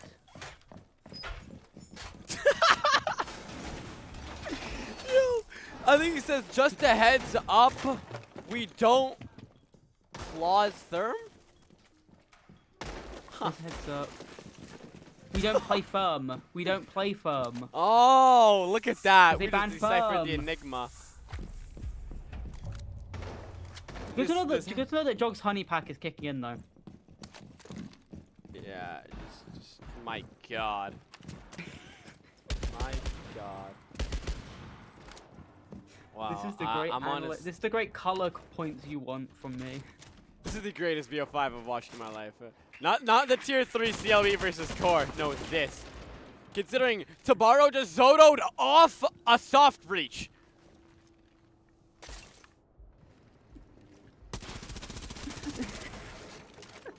This is amazing. What is this? What color points am I supposed to make? Other than Jog taking a honey pack, what am I looking at? I think they're taking the backside right now, but that is an insane yellow hold right now. There's also a player lurking down yellow. It's looking like it's going to be a split take with players coming from back, players coming from front. So how NuTorious wanted to attack this side last time, they only went from the backside. But to be fair, they're so individually isolated, it's easy for them to just take 1v1 gunfights, and if they win them, there can't be any trades because they're all taking places as individuals, whereas when NuTorious did it, it was too linear. This is too spread out, which can happen. You need to find the middle ground when attacking the basement. Do we focus on the chat of the game? I mean, all of the pressure's been dissected. Nash is more focused on talking in the all chat than trying to reel it back in. You have plenty of time and enough health to be able to bring this back. But you don't, and you're not. So, NuTorious, having this deficit of 2 rounds, they look to close it out to 1. They have the man advantage. They have the utility in favor, 3 C4s, and so much time to just hold out here. Not a single one looks to get very aggressive, but the second they hear that audio cue, you best bet they are going to swing. You saw how they addressed that pressure coming in from server and bottom spiral, and it only makes sense that they will try it again. 2 bodies pooled up here in the bottom depths of spiral and near the locker hall. But as this clock continues to run down, Land of OOO look for a response that they just cannot substantiate if they don't take care of the man who holds Pillar down. This cross is deadly to hold, especially with one man sitting close on that security door. 35. That Zoto canister is going to make mobility through this hall even harder. And still, the honey pack coming in clutch here from Joker as he continues to give us some depth from the alt chat, but he's dead, and so is Nash. Stalek finds a refrag, but Fast is now deceased, and we find ourselves with 20 seconds left on the clock, and Dokkaebi all by her lonesome left to address. C4, perfect bait and good, capitalizes on the swing, and that's round. Deficit just 1 now. Yeah, if Sonic won that round, it would have been the best clutch of all time. A 3v1 with 20 seconds left, that's next to impossible. But the NuTorious, they got it out for themselves. And I think, again, it just comes down to Land of who just spread themselves a little bit too thin. They just had too many players that were isolated, which allowed NuTorious to take 1v1 gunfights. I don't know how the Blackbeard is dying first, especially. That is supposed to be your spearhead. That's supposed to be a player where you have other players around trying to frag off the shield. The Blackbeard, obviously, that's the problem with Blackbeard. I think that a lot of players don't use their potential. I think most people use it as a gun still. And yes, it's very nice to have a full automatic AR while also having a riot shield in front of your face.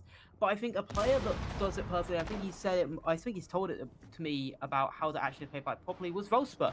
He says that a lot of people play too aggressive ADS and then when they don't need to and just give away free picks. Whereas you can play it like a Blitz still. You can keep it like the Blitz where you can just have the gun by your side, but then when needed to, when they're distracted, then do take the gunfight, or just allow players to frag off you. The main, I think the biggest aspect that Blackbeard has over other shields is that he technically still has melee priority when using the ability. Fair enough. That's why you usually see him getting banned. The spearhead of the attacks is usually composed of an Ashe or a Blackbeard. And once you have both, there's just so much pressure built up onto these defenders, and they're going to have to be able to try and take care of business having that. But as of now, though, I mean, focusing on the current events... Sorry to interrupt you, I just saw that Stark's using the Kickstarter charm. No, he's not. Yes, he is. No, it's the SI one. Oh, I'm not going to lie, I'm not that educated on charms. You got it for free. The one where they did the memorial for him, you got it for free. But Nash is inside the building getting 2 kills somehow. Yeah, because you just want to talk about SI. I mean, so much talking distracted. I'm paying respects to a great man. They're just in sight. We're just in sight. We're just in sight. I mean, the full flood seems to be working the Vulcan. Disencourages Wumbo from putting the bomb down. But Fafnir and Weston, they flood the backside and Land of OOO. They continue to reestablish that lead they once had. And they grow their advantage right back up to 2. And they're knocking on the door of that match point. Put that one down. But I think the main positive from that round is the fact that we said that when they went to tertiary bomb sites, where they went to where they didn't have the advantage, they played a little bit with a lack of confidence. They didn't look as confident as where they were playing on those primary bomb sites. There, you can definitely not say they were not confident. Nash just pushed in, found the gap that he's really good at doing. He's always great at just nitpicking where the perfect gap is to attack. He found it, got 2 kills, and then the team went with him. They're like, okay, power the site, take it into our control. They all funneled through, took site, got the remaining picks, won the round out. It was perfect, especially the fact that their Blackbeard was in with the push as well. He didn't die first. He was the second person after Nash had found the gap. He allowed him to just not peek up. He just used his shield to give out the information, give out the picks to his teams, and now we're looking at Land of OOO maybe taking their opponent's map pick here. Still so much to be done, though, for either side. We're still on map 2. I mean, it would be a dream for Land of OOO to take this map, and then it'll take us to that 3rd Night Haven and take us to a leveled count in terms of the map score. But still, a timeout from NuTorious in the defensive half of their own map. All the signs are pointing their way, and the fact is, their friendly banter shows us that they don't mind keeping a positive mindset. All of these things lead towards a successful defensive half, and after getting flooded like that, there are definitely points to address, meaning if they were able to talk about what went wrong in that round, we might just be seeing a one-sided affair for this round. Yeah, I'd have to agree. But There's still a possibility. The timeout did come out. Hopefully they were able to speak about what was going wrong. They're just allowing too many gaps to be formed in their defense, especially at least on that last round. And now we're seeing more of a play to just make sure those gaps don't exist. The Fenrir is a perfect way to do that. As soon as they hear the Fenrirs go off, they can swing off it. Obviously, their whole screen will be purple. Looking at the lineup from Landavoo, you'd expect a fast play with the Amara on play, maybe going through the main site window. What I would like to see from this lineup, at least maybe what I'd guess to see, is maybe a bait and play. They put pressure to that admin side, fake like they're going for that admin side take, and when the players of NuTorious then rotate away from that main site, the Amara pushes in, gets that plant down, and then it's just free for them. But we're going to see if that's exactly what Atlanta will be wanting to go for. I mean, not to flex or anything, I'm Town Hall 15. For those of you who saw the chat, you know what I'm talking about. But first blood goes in the favor of Fafnir as yet again successful entry. We definitely know, I mean, if they don't ban Blackbeard on their third ban, it's going to be just a fool's mistake. Second time, easy entry either by Nash or Fafnir has worked out in their favor to apply that pressure. Losing those toxic waves. It looks like, I mean, Smoke has been the most first picked operator we've been seeing today. Fafnir shortly follows it up by another kill, taking care of Braze, and the timeout seems to have done absolutely nothing. Stalak finally falls, but Fafnir finds his third, and Fast goes down. Quick game falls to Weston. What is happening? Match point edges us towards map 3 at a leveled map count, as now NuTorious are falling short at every single department there is. Not looking good for Team NuTorious right now, and I have to agree with you, they need to ban out this Blackbeard because Fafnir did some wonder works with it. I was wondering what they wanted to do instead. They looked like they went for a yellow spiral take, which you don't normally see. You don't really normally see a main attack coming up those spiral stairs. Normally you see one person lurk up as the rest go to admin, and there you go. No surprise whatsoever. The Blackbeard is down. Fafnir is doing too much. Yep, and he's asking why. Because you're too good at that, Fafnir. That needs to be banned out. This game needs to be a little bit more closer for NuTorious if they want to take it to overtime. We're going to see them at least go back down to the basement bomb site where they showed they were able to have some success. They had a great round on it for themselves. But the problem is they are now forced into having to win a tertiary bomb set no matter what. If they want this to go to overtime, they need to have a perfect site rotation, and we haven't seen that from either team this entire game so far, or this entire map so far. Also have to take into account, in the pregame, you had NuTorious say that there isn't going to be a map 4. And I mean, I love a bit of confidence, but right now it really looks like there will be, as you guys are struggling to address the floods.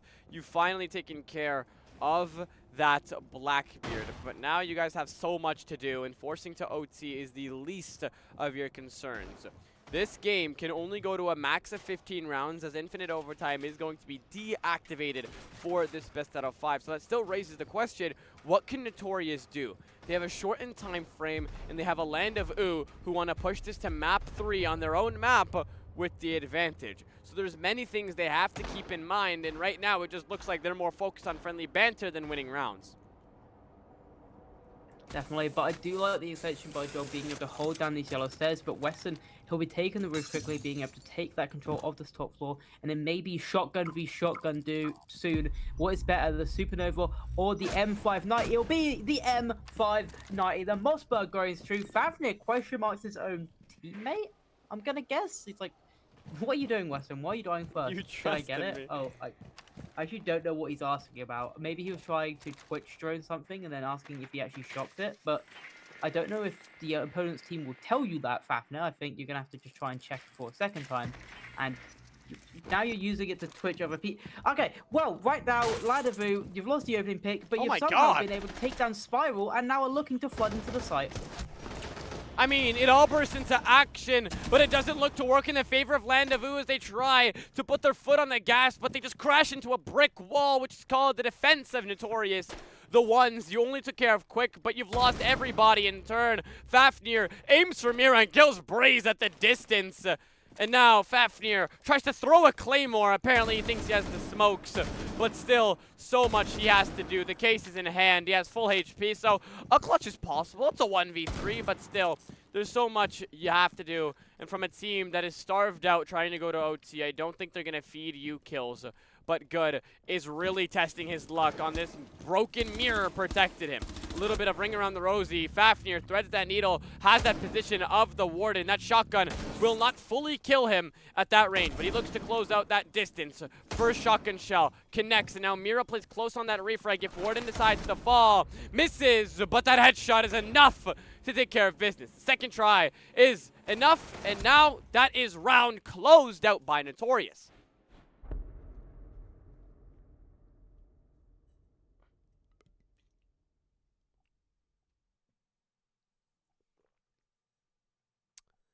Now, just look at the amount of interesting banter. I'm They're just still stupid. I going. sneezed and my mic was muted. Yeah, I figured as much. I mean, it's okay, man. You have so many things going on at once. I mean, forgetting to drink water, forgetting to take your meds, it's all a part of the plan. I don't have meds, so yeah, I guess that is part of the play. But what I was gonna say was, one, Weston spelt the wrong one. He said close one and said WON, which not the right grammar. Second of all, I don't mind the idea of just funneling and try to get into the site. They did well. They were able to take the ground quickly, but the main problem was they'd already lost the first pick, and Fafnir was not with his team. He tried the attempt of clutch. It nearly worked out. But we're going to see Landavoo, or not Landavoo, NuTorious have been off that top floor. Okay, we just can't win that. But they're still going to have to defend the top floor because verticality is the name of the game for this middle floor bomb site. So they're probably going to use that mirror, overlook, and just keep that vertical control on their established. I just want to see who else will be roaming around with the mirror to just try and keep the favor of this top floor. Because right now, the only person on this top floor is that mirror. Well, no, my God just walked up. So it's looking like it'll be the Vigil and the mirror to just make sure Landavoo cannot get this vertical control and set up for that execute. Also, that drone is in the depths of console. I don't think he saw it, and that's a problem considering you want to clear upstairs fast. Drones is the fastest way to do so, and they have that pressure. They also have the spearhead being the blitz, and right now we've seen so many quick entries from Land of OOO. It's looking like they want to try it again to try to seal out the game, but Wumbo finds first blood before any aggression is necessary. He'll isolate the ones and we'll take care of Braze, and now you find yourselves with a man count up.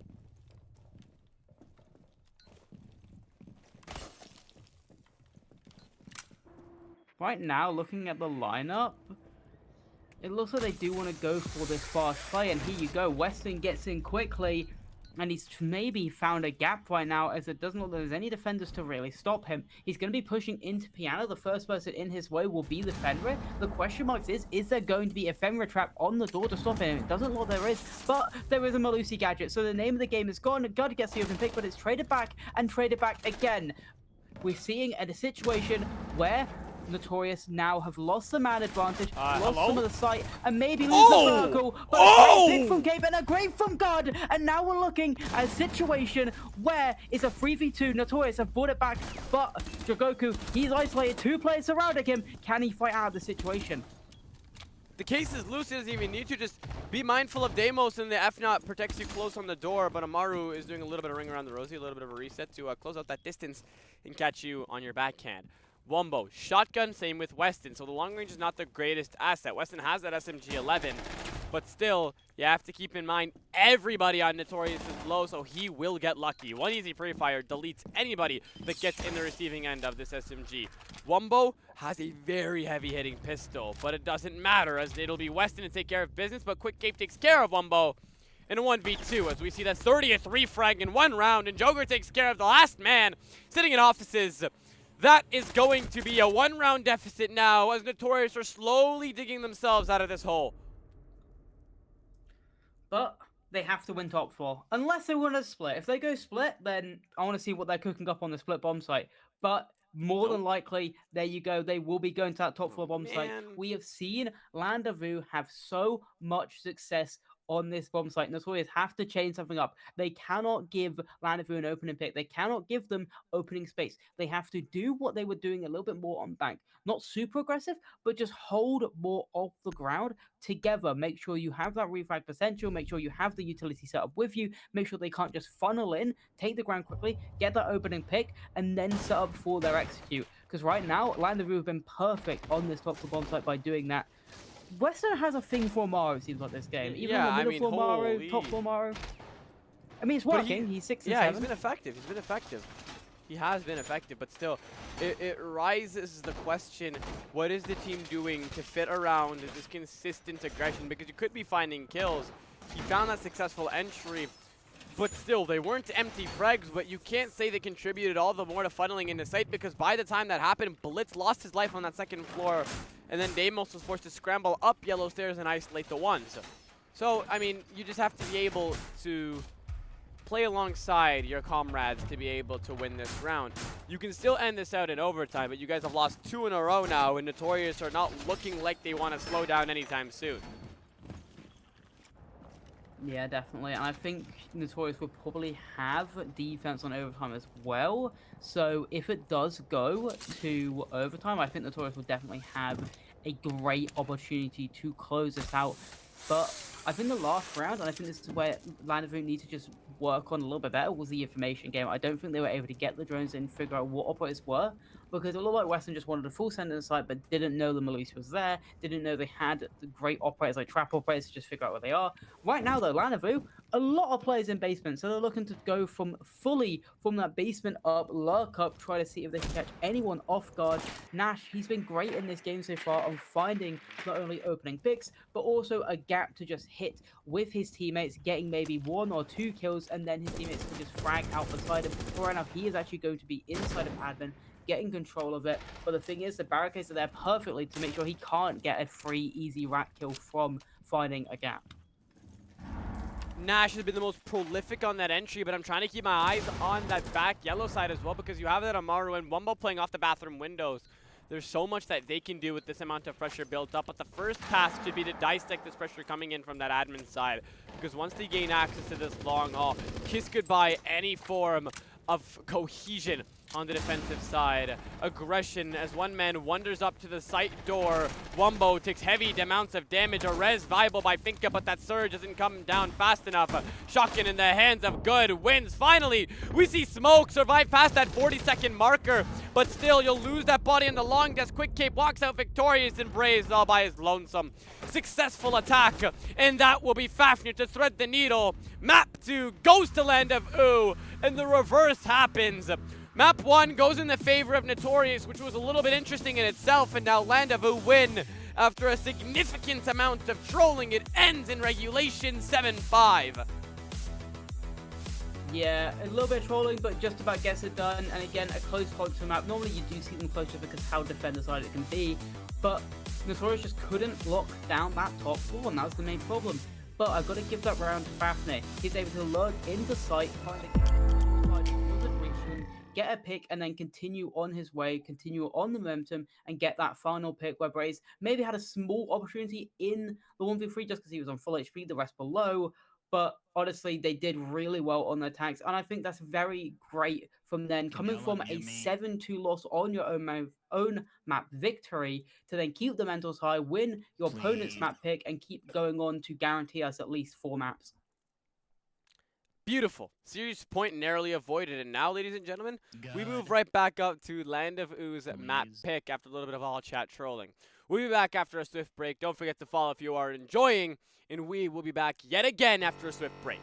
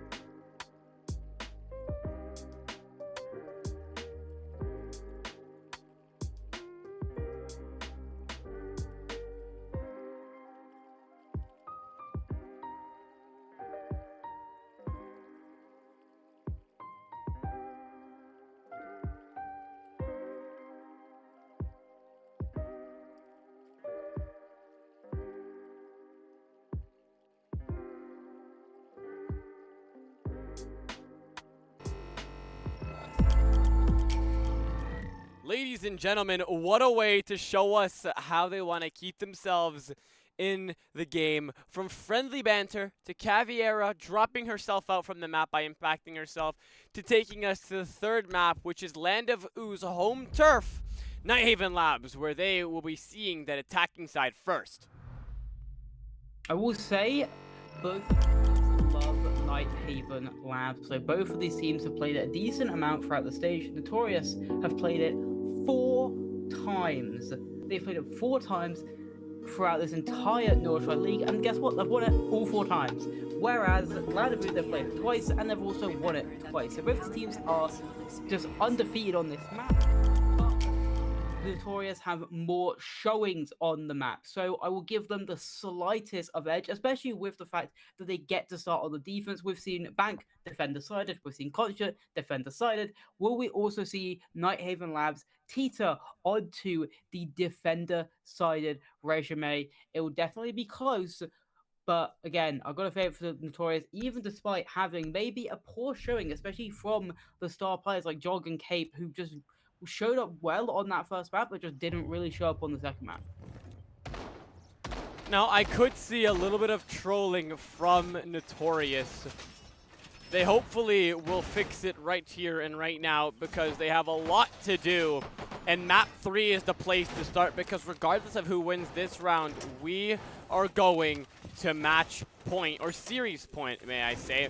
And that will be decided on Skyscraper. We've already established that map 4 is going to be needed to decide this, but the question is, can we go the full length? Because Land of Ooh have showed us they want to stay in this, but NuTorious have been gifting free rounds, and the friendly banter has been getting too much. This is a time where you need to lock in, rail back, and say, we need to take this map right here and right now. Yeah, definitely. It's where you want to just make sure you can then get yourself back onto that series map point.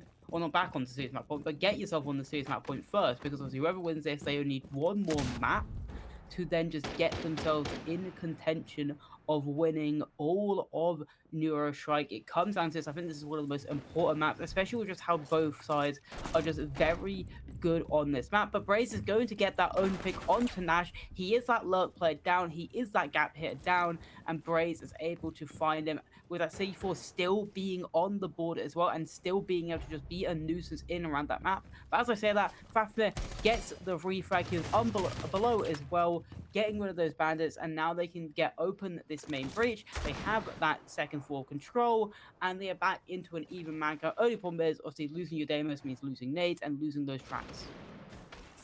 Breach will be briefly denied by the Zoto canister, but they will come right back up into action. And from that will emerge a kill as Wumbo threads that needle onto Joker. A little bit of interesting positioning. Having an Azami completely changes that death in that scenario, but just not seen. Good. Denies that mirror, but in turn almost gets himself killed by swinging out into the visible area of the rafters rotate. Just 95 seconds left, and Land of Ooh have the one-man count advantage. They like to continue to build up this pressure by being able to reset, relax, and apply that pressure 1 by 1. It's all about continuing to build up that pressure on site until it boils over and you guys topple the defense. But in the meantime, it gets leveled out. Good, still left alive, takes out no people. But still, his presence in and around this site has been enough to continue and apply that pressure that Land of Ooh just cannot come back from. Weston takes care of quick cape, say goodbye to your waterfall hold, and now you've left all of the A chassis exposed as now Wumbo looks to gain access into the site via soft breach, and will do exactly so. Looking to put that case down. So much left to be done, just below a minute left, and you have to be able to address this Raptors pressure, and not a single pick will emerge from that play. Now, we're in a post-plant situation, and Good is left at a very low amount of HP, so he has to be a little bit conservative when it comes to swinging out. You can't get a little overzealous, or you will be deleted at any range. Ace looks to continue and waste his time, but as you see Thatcher wrapping around to Aqua, this looks like an almost unwinnable situation as you have to isolate each and every one at a low amount of HP, and Stalak delivers that final blow from Aqua. First goes to Land of Ooh, and now they look like they're moving in unison. despite getting that opening pick, NuTorious not able to win that round out, and I think it just came down to the positioning, which is superior from Landavoo. They're able to get all the control they needed very quickly. The open pick maybe just like slowed them down a little bit, but the fact that Buck was also down below, getting that refrag, being able to get the wall open quickly, getting Rafters control very quickly, because they wasn't really being contested other than the mirror, which they could then ace. It was just very good time situation. They got everything they needed to do quickly. They knew what the win condition was. They got the diffuser down, and then they also got the picks. It was beautiful stuff. But NuTorious, they just need to make sure they don't give up the ground too easily, as it was just free basically. No one was really contesting Rafters again other than that mirror. And as soon as that's ashed down, you can't really then hold Rafters as aggressive if you'd want to, because you don't have the information, the angle should be cold, and then it will just be freebies if they did swing out. And I think that's going to be the main situation. Are we going to see more of a roam here because they want to go down to the space floor? Because again, if you give up the middle floor quickly, they can again get the vertical quickly, and then just establish a plan as well quickly. And seeing the Maverick on the board, I'm expecting it to maybe be this exercise take where they put the bunch of holes in the main wall and then use that to just trap the players inside a site. There's still so much left to be done, as we always say. I like to say as a little bit of a precautionary measure, because still, getting the first round is a great step in the right direction, but it doesn't mean you've solidified your attempts to play as a team. Now, banning Dokkaebi and Blackbeard rid of the pressure when it comes to roaming, but you haven't thought of playing on site, because Maverick and Osa teamed up now allows this easy cross to be held, and from there builds up that XO pressure. All Fafnir has to do is just sit here and wait patiently with this Maverick until everybody else builds up that pressure. But now, as I say that, I've realized Nash is on glass, meaning even paired up with the smokes, EXO is going to be a nightmare to hold down if you guys can get first blood. But good, has something to say about that. Takes care of Weston and say goodbye to any form of verticality, as Ram will fall on the uppermost floor. And these guys are trying to figure out how to work a Maverick. Yeah, they get the breach open, they can get a walkable through in. Weston goes down first, so again, Landavoo lose that opening pick. They're still able to win it out last time, but look, if the Maverick gets in, and he's able to start the plot now with the smoke cover, this could go down. Problem is, there's a C4, and there it goes, there's the pick down. That's the main problem. I think that's why you need to bring maybe a Thatcher to also just help them get that down. And then the fire burns out Fafnir, and we're looking at an easy situation. Goku gets another on the round, and now he said he won his Clash game, and now he's locking in, and we're seeing it right now. Still just trying to find that final player. Every single player from NuTorious is back on site. Are we going to see a flawless round, especially with Starlight taking a little bit of chip damage there? What a way to dissect that pressure from Goo Mines paired up to the Vulcans.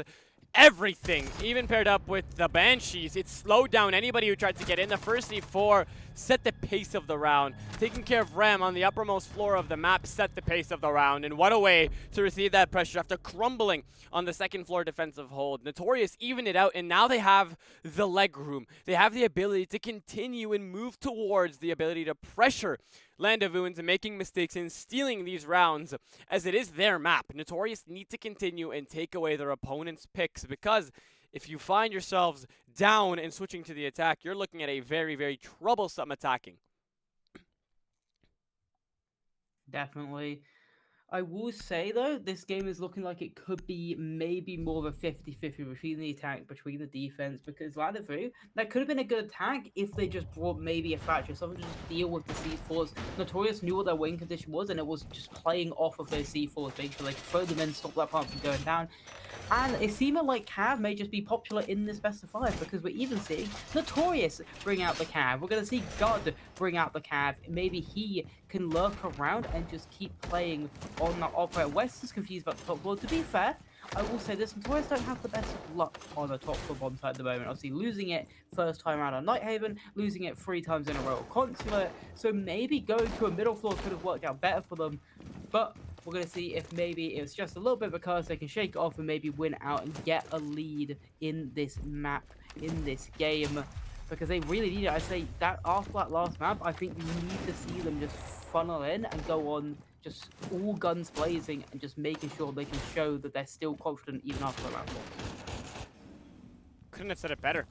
They approach that second floor. I'm kind of surprised, honestly. Actually, I'm not very surprised, but I would have liked to see some storage site play. I don't see it too often. You don't see teams go insanely flawless until you get to that tier 3 or higher level.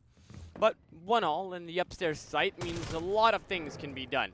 You can get aggressive, you can get a little bit carried away when it comes to swinging, but the main thing is to never allow multiple players to pool up on you, whether if it's from the defenders or attackers' perspective. As we saw the last time on this archive site, upstairs was a hard place when Raptors' pressure started to fall without that Azami. But in the meantime, focusing on current events, Caviera gets that first pick, and that is 3 Cav picks in 3 maps. I'm getting tired of this, and it was now NuTorious for the first time. They'll get 2 picks, as now Joker delivers that final blow onto the very down Stalak, and now they're starting to struggle. They look to address IT next, but they only have an upside down repel and a vaultable breach with that case loose. I will say, I think that's the first time Cavs actually got a pick while being played. I could be wrong, but that second 2 rounds in a, Oh my row, God. but 2 rounds where 3 rounds in a row where Land of lost the opening pick, and 2 of them have been Nash trying to find a gap. And now NuTorious have just known up to how he wants to play, being able to take him out, and he's 0-2 for the entry. That's not what you want to see from one of your star players, but Western at least takes rid of the Cav, and there you go, hits the inspect. I don't know what charm that is. I think that's maybe probably a rank charm, but it's a nice charm. Nice skin. No, it's not a rank charm. I don't even know what it is. I haven't seen it, but it is a live animated one. It was just glue. It was just glowing, so I thought it was a rank charm, because most of it's just rank charms that glow. No, but is it moving? Was it moving? It is. I don't know, bro. I don't play ranked. I don't use ranked charms because I have Black Ice Jaeger, so you know I just use that. Use a Black Ice charm? Yeah, Black Ice Jaeger charm. What are you? The rarest charm in the game. The Black Ice Jaeger charm. Do you not know what this is? You know what? I have 9 champ charms. Yeah, sure. You beat the battle pass 9 times. Good job, man. This guy. Champ charms. Yeah, the battle pass. What are you? No, the ranked charms. It's rank 2.0. If you rank, does that count rank? Okay, I'll give you the rank 1.0 champ charm, but the rank 2.0 is just a battle pass. Be honest. Let's actually be honest here. Let's be honest here. Old age is getting to your head, but NuTorious. Am I wrong? They're like, you're wrong. I am not wrong. NuTorious close out the round. Cav getting the first pick is an absolute interesting way to lose first blood, but now 2-1. In the favor of NuTorious, as they now are completely looking to deal that damage needed to be able to continue and deliver the final blows. Yeah, I mean, it just came down to them just trying to find an opening pick, trying to find that opening space, and it just looked like NuTorious just met them at the door, getting a free pick. They said 7-5 on the front. No, fair enough. But it's just a great start coming out from NuTorious throughout this map. But we will be seeing that middle floor bomb site. We'll be seeing the control and storage. We're going to see how they can cook up on this site. And we're going to see Cav again coming out from good.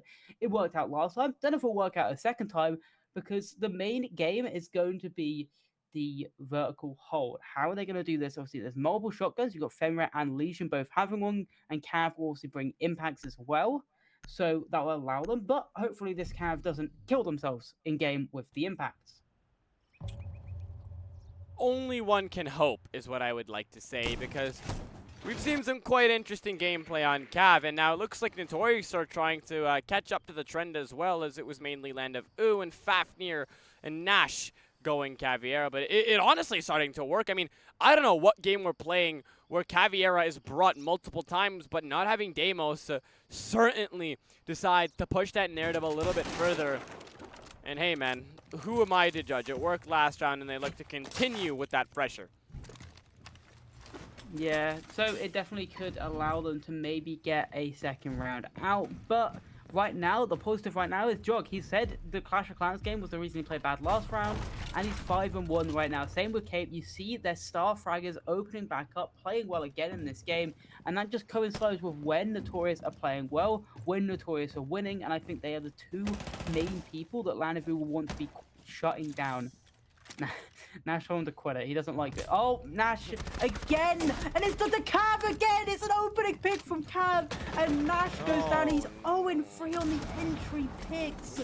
It's not going well. It's not a good day in the office. It looked like it was going to be a full force push from lobby side over, but the Cav just ratting under the lobby stairs was able to get the opening pick, and we're looking at Land of OOO scrambling to get anything back.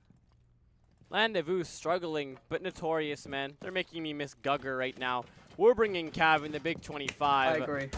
I miss Gugger so much. There's still so much left would to be be done. bringing Cav as well. Fair enough, but he does it with style. He runs outside with Mira and camps out, but focusing on the current events, I mean, you have Weston taking care of fast, but still, there's so much pressure to deal with. There's still another man upstairs, and if Weston doesn't realize this, we're still looking at verticality being a problem. Braze and Wumbo trade, meaning sight is now anyone's game, and Weston addresses the cargo pressure. This has just gone in the favor of Land of Vu due to the technicality of just not having enough bodies in sight. Having Animus in your favor, though, you can just drop the hatch and rotate back. But you can come up the cargo stairs and become a problem, but it is that mid-floor site, meaning all you have to do is take care of Weston, and you know exactly where that guy will be planting. But even before Starlight tries to attempt to put that case on the ground, he isolates and wins the one. And Land of Vu find a response. And honestly, that might have been one of the most interesting rounds we've seen to put it right back up at level. Definitely a very interesting map, but Land will be happy. They've already gotten really their quota. They've already gotten those 2 attacking rounds on the board. They'll be very happy with that. So NuTorious, all they have to do here to make sure their head doesn't go too far underneath the water is win this top floor, win this basement bomb site as well, and then be able to have at least a 4-2 split. But right now, I'd say Land and Vu, they've done well for themselves, especially with losing the opening pick in every single round throughout this game. They've somehow been able to come away with 2 rounds, and I think that's a testament to how well they are under pressure, despite losing those opening picks. Yes, it looked like it was a scramble in that mid-round last round, but the scramble worked for them. They were able to just stay calm, get the picks back, get the round back into their control, and then win it out. And it may have been the fact that they didn't have enough people in sight. It may have been the fact that the vertical was not established. But it doesn't matter how it wins, it just matters that they do win. Now the question is, are they going to be able to either go for this quick play like they tried last time, or are they actually going to go for a proper roam clear, because the person that's going to be sitting in their way is going to be Quick Cape, as he's the only person really out there on the roam that they could maybe easily isolate as well. Hash are being reinforced. That could be a gap for Land of Vu to exploit there. Usually we do see Animus Hash left soft just in case a roamer has to come back and get aggressive. But, I mean, not having Garage reinforced is going to be a problem when it comes to addressing that pressure overall for the defenders, because it kind of provides a little bit of a safe relay to be camping out in. But now with the amount of pressure we see Land of Vu and how much they build up, it's definitely an issue. They think Maverick's going to be on the board, but now realizing that there's a man on the board, the C4 delivers onto the front doorstep of Fafnir, and Stala goes down shortly after, and that is all that pressure taken care of in about 30 seconds. Now, the rush hasn't been working out for Land of Vu. Some floods work, some don't, and this is one of those rounds where it just doesn't. Now, it is left up at level, but we are 40 seconds in, and you've lost the spearhead of your attack. You have a second one, which will be the Ash, but now you don't have a hard breacher, and verticality is the only thing you can try to capitalize off of. Yeah, it just doesn't see these quick plays working, and it seems like the main adversary when going for these quick plays, when going for these quick plants, seems to be a C4. And again, it came out there, and now Braze piles on the pressure. Nash, he's just not having a great day right now, 0-5, but NuTorious are having a good round as Braze is still being up on this top floor. Where are the foreign players? One just holding Braze run down, and the other is holding a lurk back into sight from those vending stairs. There's a camera above him, no one was on it because obviously everyone's still alive. But Jogoku now is going to be juggling those cams, trying to give out the information to the roamers that are still on that top floor, give them the information. And I think at least from this last round, I think Landry was just a little bit disjointed. A couple of them went for a rush, a couple of them went for a normal take to disconnect the roam. So just maybe slow down on the reach. You've got to open. You don't need to just full sprint in with the blitz, especially with a C4 coming right to your face. Nash still going with that friendly banter. My friend, you're on 2-2 of map 3. I'm sorry to tell you.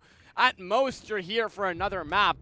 Braze shuts out Wumbo, and now we find ourselves in a 1v5 to approach the second flawless round of the game. One apiece with just below a minute left. Everybody is having a good old time in sight except for Braze. He is still sitting on the top of Aqua, taking his sweet old time, and Fafnir trying to help out his teammate by baiting him out and telling them he's AFK. But still, as his clock runs down, the quick weapon flex is just going to show us that NuTorious are going to take this round and put it up to 3-2. Yeah, West would have to the clutch of the century to win this round out. Maybe he can lurk in, get a plant down. Definitely not, especially with this amount of people on the bridge. He just wanted the diffuser. He just wanted to pick up the. He's inspecting on the roof. He was doing that. No, he was on the roof. He was inspecting that. Can he maybe flick and get the pick here? At least get one. At least stop it from being a flawless. Yes, okay. He stopped it from being a flawless. He killed Cape. Stopped it from being a flawless. So that's at least the tedious, the smallest of positives. And he'll think Western will take it as that much of a positive. But the positive, right, the main positive for Landavoo right now is the fact that Team NuTorious now have to go to a bomb site they have previously lost to Landavoo, either the top floor or the middle floor. After you nearly just won a flawless round and you're in the lead, we're taking a timeout. Maybe to just get in their teammate's head? Or maybe it's just to reset? Maybe. I just love the friendly banter in the chat that saying winner, winner, winner for F5, referring to the winning screen. A little bit funny that somebody watched back the VOD just to say that. But honestly, Wumbo raises a good point. What is there possibly to discuss? You guys just showed us a perfect defensive downstairs, but maybe it's because you're approaching one of the sites that you kind of struggled on. The last time we saw them do anything either on the mid floor or the uppermost floor, they struggled in terms of winning their ones, isolating their ones, and playing as a team to be able to deny access. They lost first picks, they lost the utility build-up, and now it is going to be one of those timeouts that is either used as a mental chalk or as something that helps you address the next upcoming sites as you are on your last defensive. Yeah, well, time is about to be losing up. I'm using 5 invis to walk the other side. They're just yapping at this point. But it'll be that top floor, won't be the middle floor. We've at least seen NuTorious win this bomb site. Atlanta have also won it. So it's a 50-50 coin flip at the moment to decide who is going to be the better team. I think at the same time, I think the main problem for Landavoo right now is going to be the opening pick engagement. They are 0 for 5 on the entry. We need to see them start around hot. Yes, even with that statistic, they've been able to win 2 of those rounds. You would still like to see them have a better favor where they win that opening pick, they're able to move that with momentum, win out the round, and then maybe get that 3-3 split, which they can use as momentum onto a defensive round and maybe even win out this map and put themselves on the series point. But right now, NuTorious, they just look very good, at least in that early round. I mean, going upstairs, you've now brought good yet again. We saw how Cav helped them win on this site once, but yet again, they've still lost it. So there's still so much that they can do in anything to happen. This can either go very well and give you that 66 win rate upstairs, or it goes downwards and you guys only have a 33% win rate. This is that deciding round. But it's more the teamwork, and it's more the first picks like you were mentioning. I think it applies to either side. We've been seeing either very one-sided affairs or picks going down too early and instant refrags that just never pan out. So Land of OOO, to meet their quota, a 3-3 would be perfect. NuTorious to give themselves as large as an advantage as possible before they have to apply themselves to the hard attacking is definitely going to be their idea or objective of a successful defense. But time will tell. As now they all look to approach rafters as there isn't a zombie this time and they're going to have to be more careful. Yeah. I think they need to be careful, obviously, the lurks. Obviously, with Gud still being in basement, with being the perfect operator to go for a flag, KP's able to keep himself alive at this moment in time, especially with this air just being shot up.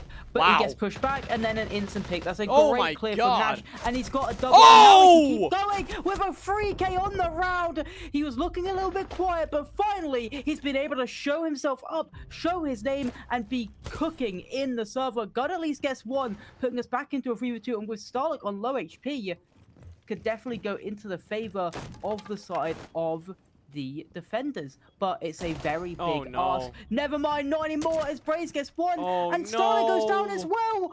This could be a monumental throw. Please go for it. Please go for the interrogation. Please go for the interrogation. Please, please, please, please, please, please, please, please. Yes. No, oh my god. Oh my god. We need to take a look at that one more time. I mean, beautiful reception of pressure.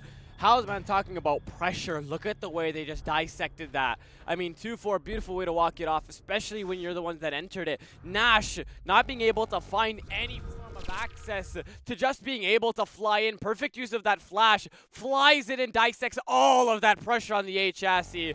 You guys have to back him up. He can't do it all himself. And now Land of OOO find themselves with 2 rounds down, switching on to the defensive of Nighthaven Labs.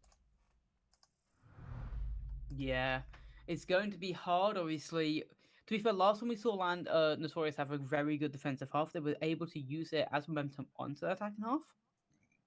Mm-hmm. Pardon me.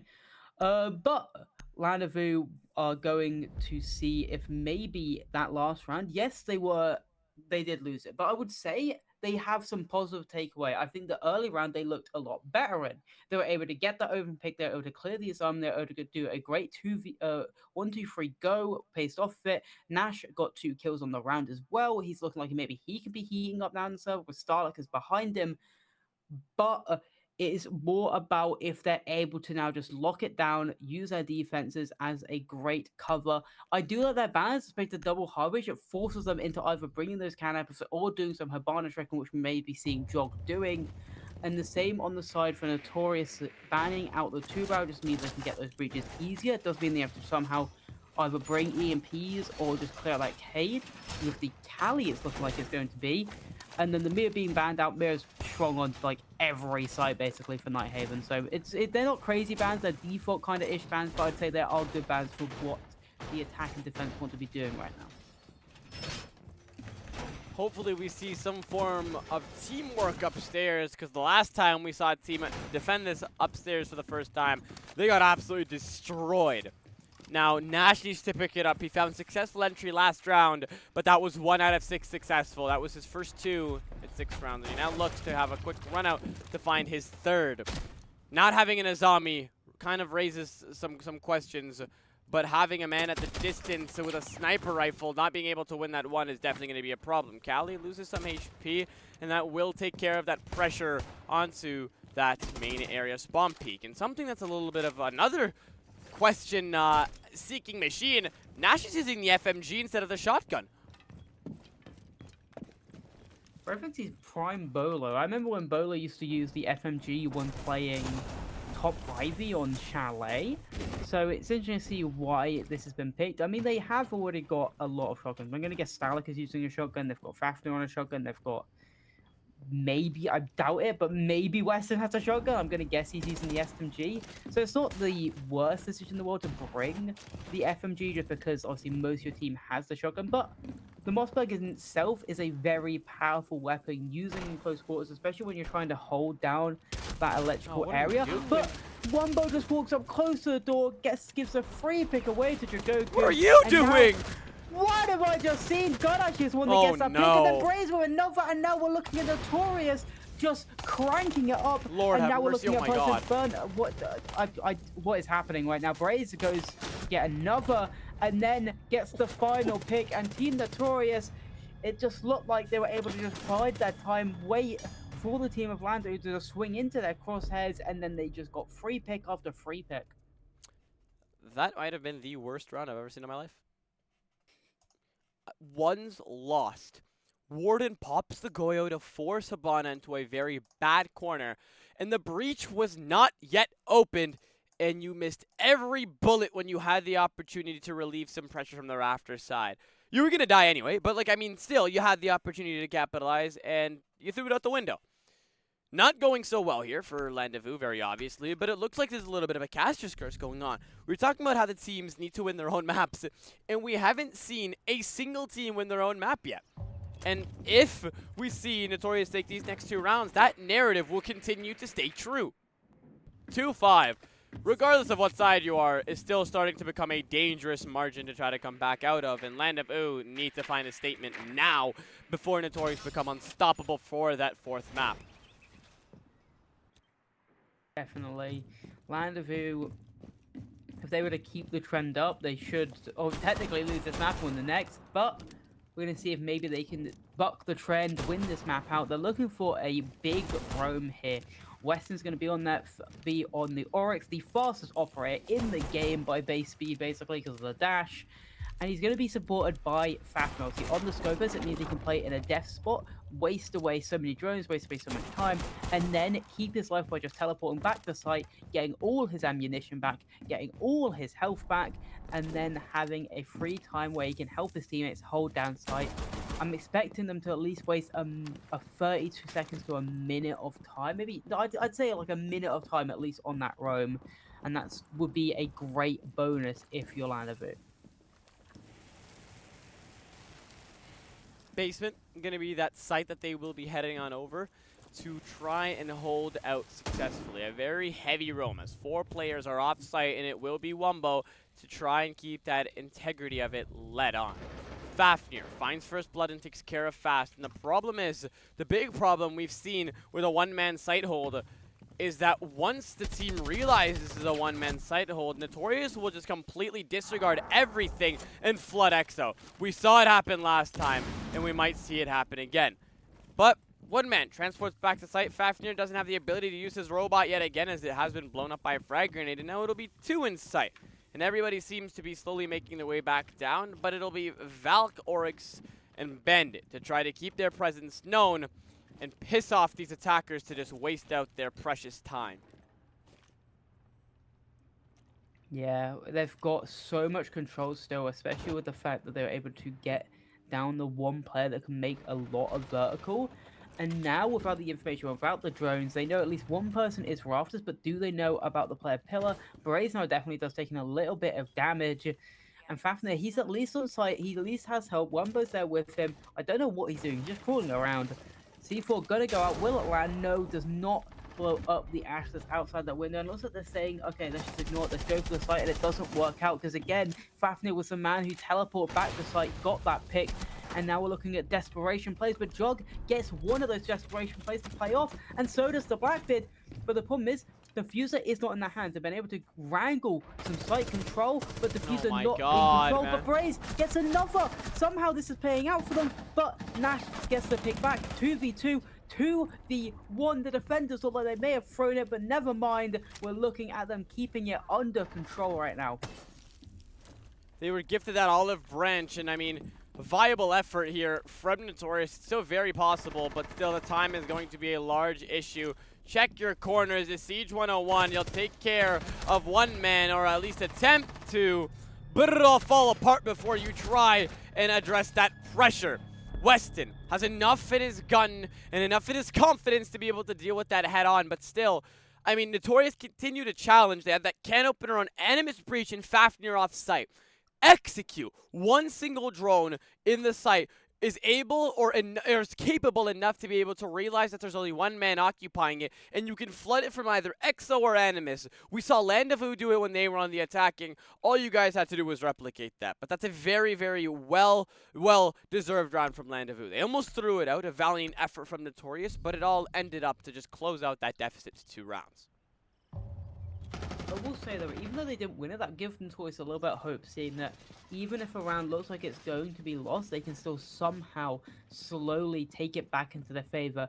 And now being able to attack a side that they won so dominantly on before, I would say they are just growing more confident and more confident into the round.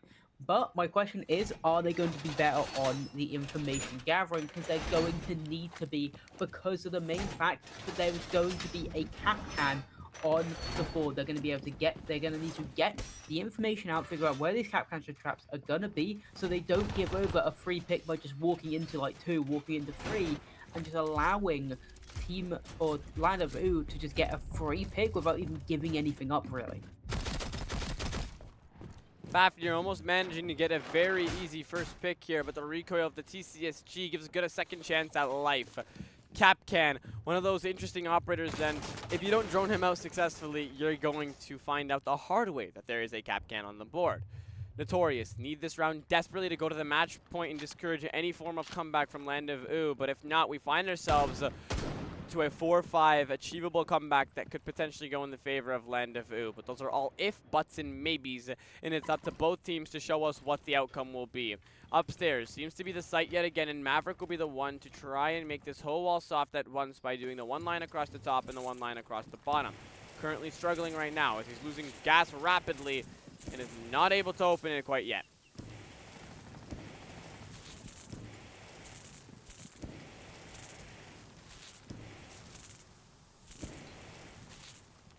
Really trying, oh my god, looking to use his gas. He only has one of them left, and he is attempting his very hardest, but you have to be able to get that pillar in the middle to take care of this breach fully. 1c4 would be enough to discourage any form of attacking onto this, and now we find ourselves where Land of OOO is starting to struggle in terms, or not struggle, my apologies, and they're starting to kind of persevere in terms of NuTorious's failures. Joker is really struggling as this breach is insanely stubborn. Why isn't that pillar falling? This is a T2 play, can't even use Maverick. But first open pick's going to be Fafnir taking it down Brace with that C4. And now we're looking at NuTorious having to just scramble themselves, having to find a pick. This is disgusting coming out for one burn. This has to be a free Oh pick. my god! What? Disgusting for Jagoku. I was making fun of him, but that is probably why he's a T2 player. Someone's still on that IT breach because it was never actually being able to be gotten open in the end. I think that's actually the top, by the way. I think he kept trying to figure out why the bottom was opening, but I think it actually was the top that he messed up. But now we're going to see how they are able to use that refrag on their side to now try and slowly use it to just get back into a situation where they can win out this round. Because right now, they are still scrambling. They don't have any space really. They don't have any ground. They don't have anything to really say that they're going for a certain place to get this plant down. And with 30 seconds left, they need something to just go their way. I mean, I thought that Buck was going to go below to try to get rid of the Electric Claw that remains close in the connector breach, but it looks like the can openers, even having two of them, isn't enough to encourage you to do it. But Fafnir takes care of the electrical pressure by taking care of fast. Apparently, that shotgun nor the M4 was enough to take care of it in the close range. 13 seconds left, and now you're going to have to rush. Dalek getting one, Weston second, Fafnir third. A Fafnir triple kill is going to discourage any form of rush, and now we find ourselves in a one-round deficit for Land of OOO on the defensive, and we're going to find ourselves going right onto that tertiary site where we will be seeing our third ban, and either if we're going to a deadlock or match point for NuTorious.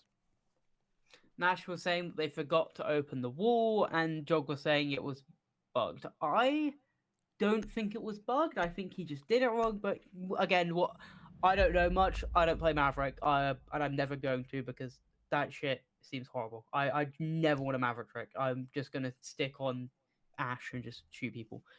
But we're now looking at them being able to go back, or not even go back, but for the first time, we're going to have to see how Land of OOO defend a tertiary site. And they're going to need to be able to defend this out if they want to stop it from going to OT, stop it from NuTorious having that situation, having that map point, and having a chance to go onto that series map. I think he was bugged, actually. We were watching him try to use his gas on the bottom of the breach on that little bar that connects both reinforcements, but it just wasn't working out. Or maybe not. Maybe it's just I think the top wasn't done properly, though. I don't think the top was done properly. He looked like he was checking that multiple times around, but I mean, all a figment of our imagination. We'll never know what actually happened until we go back and take a look. But as it stands, warehouse and storage will be that site. We're 4-5 right now, and Land of OOO have been making consistent statements to put themselves back up in the game. And this is most likely, if not the most important round of this whole series, because it will decide who goes to the series point, the match point, and who possesses the ability to build up their momentum as they approach the end of Nighthaven Labs. Yeah, this is a very, very important round, I'd say. I think this is probably the most important round we've seen so far, just because I feel like if the NuTorious win it, it feels like they then can definitely just have a situation where they can just win it out, take rid of it, especially with having those two chances to do so. But if Land of OOO win it, they're back in it. They're in with a chance, and they can then maybe win it themselves in regulation, especially with then having their two primary bomb sites open. So I'd say this round may even define the entire game already, despite it being maybe so far away from an actual conclusion. But looking like they want to be going for this window plant, but their first situation is having to try to open up this main breach to make sure they can't be using this vertical hole to just stop the players out. And there you go, it's going to be opened up a little bit, but this may be Bandit Trick actually, and it's going to be Bandit Trick despite there being just holes right on him. That's really poor coming out from the side of NuTorious, allowing the Bandit to just be able to trick there. You can probably just go prone underneath the window and just shoot him out, but just minor missteps coming out from the attack that just allows Land of OOO to just continue to profit and continue to just waste time on this roam. Who's Ella? Who's Dalek? Feeling like pistol out. Interesting. Fafnir getting aggressive on the breach. No one's up there. They're all now committed to trying to get rid of the man who sits on verticality. Wumbo, C4, no connection. Braze only took a tick earlier, and now Quick Cape gets his boots active, looks to walk in, but Stalak is going to be a wedge, drawing your corners at Siege 101, but Quick Cape takes care of Wumbo before he'll fall. Pistol hot and ready, not enough to take care, but Fast and Joker team up to find 1 and 2. A third man looking to walk up the stairs, discouraged very fast, but Weston getting toxic in a 2v3, but now you have M5 versus M5, Deimos and Warden battle it out, but it's Fast to be on the higher, or the lower HP, and Fafnir on the higher. A little bit of double team action as Deimos is forced to the bottom of Cargo. Land of OOO, deal with them correctly. Now it's good in Jogar. Both not with the best amount of HP, but Jogar who is just needing to hold this cross until this plant goes down. No C4s. And now it's all about the intel that they have on the man that's planting. It's going to be successfully down no matter what. 3 Candelas are possessed by Good, and all he has to do is utilize them. A little bit of ring around the rosy here. Joker needs to win this one, and he is successful, but he cannot shield. Teamed up by the goggles is enough to consistently take care of business, and now Good is dealing with that pressure on the breach. So much left to be done. Warden's glasses are slowly running out, but Good falls from a quick run out. Why is that not Claymored? Successful defuse puts us up at level in 1 round. Determines who goes to match point regardless of who wins. But I think they had claymores, that's one thing. So that may be a situation of just not bringing the right utility, but also I think the main issue was just the fact that so many players died on that top floor, and it just came down to maybe a rat, and then also I do want to say that Land of OOO did well there. I think they doubled up on the people they needed to double up on perfectly. Frost was still all the way on the other side of the map, ratting to kill 1, and then both him and the Warden doubled up onto the player inside the cargo, being the Deimos, and it worked perfectly. And then it came down to Jog just not winning one of his 2 gunfights. I think if he wins any of those gunfights, either on the Warden, on the Frost, able to kill at least one of them in that situation, he then puts his teammate either in a 1v1 or then keeps himself in a 2v1, which just means that post-hunt situation is just 10 times better. But in the end, it just couldn't be done, and we are seeing Land of OOO even us up and maybe are going on a great comeback to win this game out. I told you.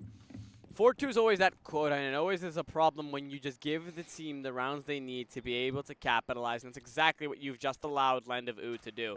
Now, being on the defensive, as long as they don't go to overtime, they can win this in regulation still. We have just seen a 7-5 last map.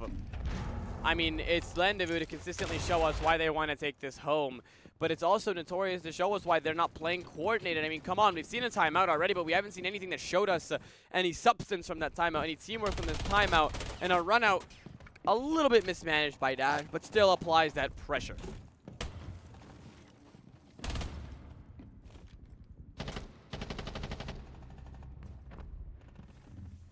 That's first blood, as now Fafnir takes care of first blood.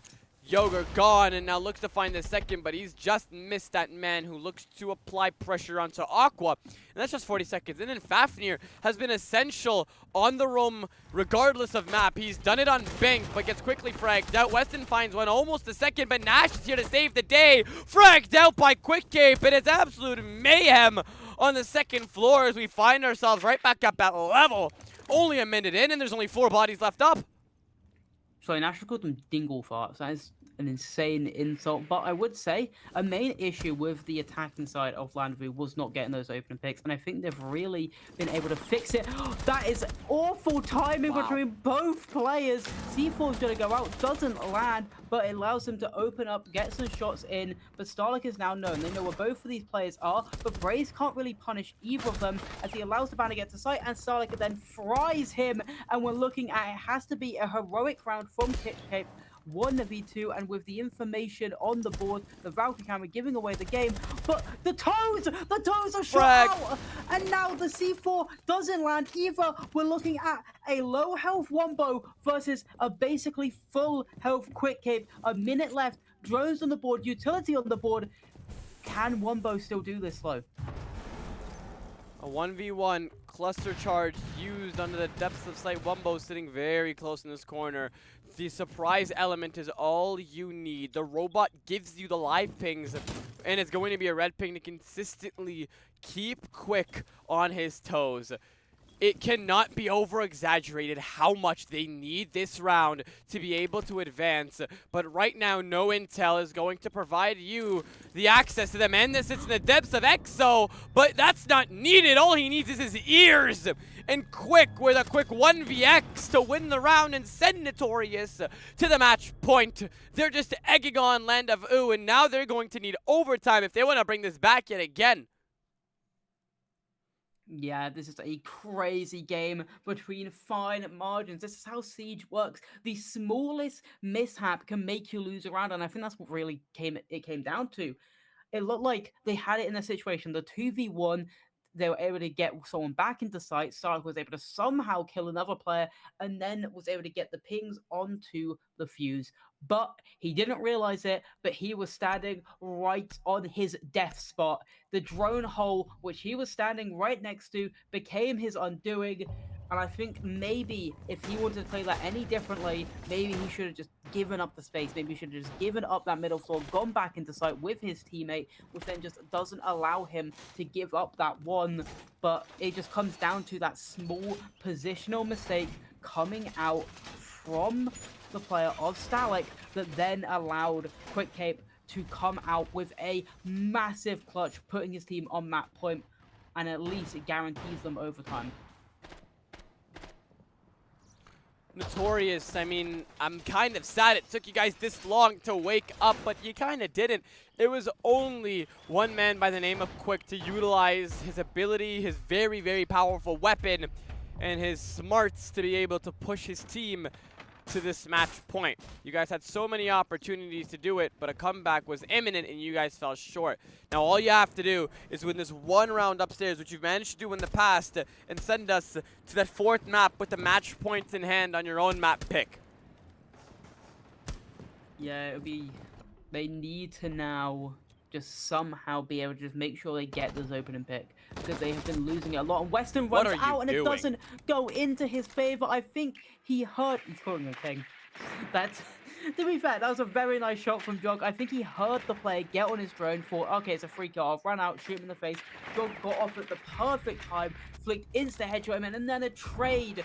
God takes down Starlight after Starlight took Quick Cape, and that's only the fuse gone. That does mean the walls will be a little bit harder to get, but they still... No, they don't have any hard breach charges either, so the walls that are still reinforced cannot be opened up. It looks like they've only got this IT breach really open, so they now need to make sure they can take rafters, take this IT side breach, but then at that point, if rafters are reinforced, they can just easily just make them funnel into doors, and it is, so they have to funnel into this IT door. No heroics from Quick Cape will be seen on the match point, but still his team have allowed themselves to get up on the terms of the man advantage, and they have the ability to just take this right here and right now. Early Bird gets the worm. They have 90 seconds, and they can take their sweet old time. They ping that triple wall as if they can get it, but there are no can openers in the possession of the whole team of NuTorious, meaning they're going to have to funnel in through the already opened up IT, rafters, and electrical, and maybe even Aqua if you can get all the way over there in a timely amount. Now, this clock continues to run down. These defenders are doing a perfect job at holding you at bay. 1C4 was possessed, no longer there, and Wumbo sits close on the site door. Walks out with 1 and 2! As now Nash took that first and then takes the second, gets an assist and a kill, as now it's the heroics between two players to put themselves up one body, and now you have Fafnir trying to reinforce a wall for some reason. 35 seconds left on the clock, and they now look to just walk into the site because Aqua is free, but Good is the one with the case, not Braze. So you're going to have to do a full reset. That's exactly what he'll do. Just hold down the windows and the doors, and you will be absolutely fine. Connector is just not going to be something you have to worry about. It's only the site door, and having that BP is definitely going to help you. That camera becomes a problem. You have to try to pop that Vulcan canister, and what you did was try to shoot it, but you accidentally get a headshot, and that's enough to call NuTorious the winners and send us on to the series point. Yeah, somehow they're able to get it done, and it came down to a mistimed reinforcement. He wanted to make blue just a little bit harder to take. He wanted to make sure it wasn't that free pick, but he didn't realize that there was already a player deep inside of water that then could just take him out. Free pick in the end for the side of NuTorious, which then allowed them to snowball over, take that site for free, and get that plant down, get the cover down, and win out. Braves, though, with a 1v2 clutch in the end to win it out. And NuTorious, they're looking like to go into their second map pick on series point. Skyscraper up next. What a great map by both teams. A valiant effort on the comeback from Land of OOO. And it's just NuTorious's clutch abilities. 2 back-to-back 1vx's to seal it and send us to Skyscraper. We'll be back after a short break, ladies and gentlemen, and stay tuned.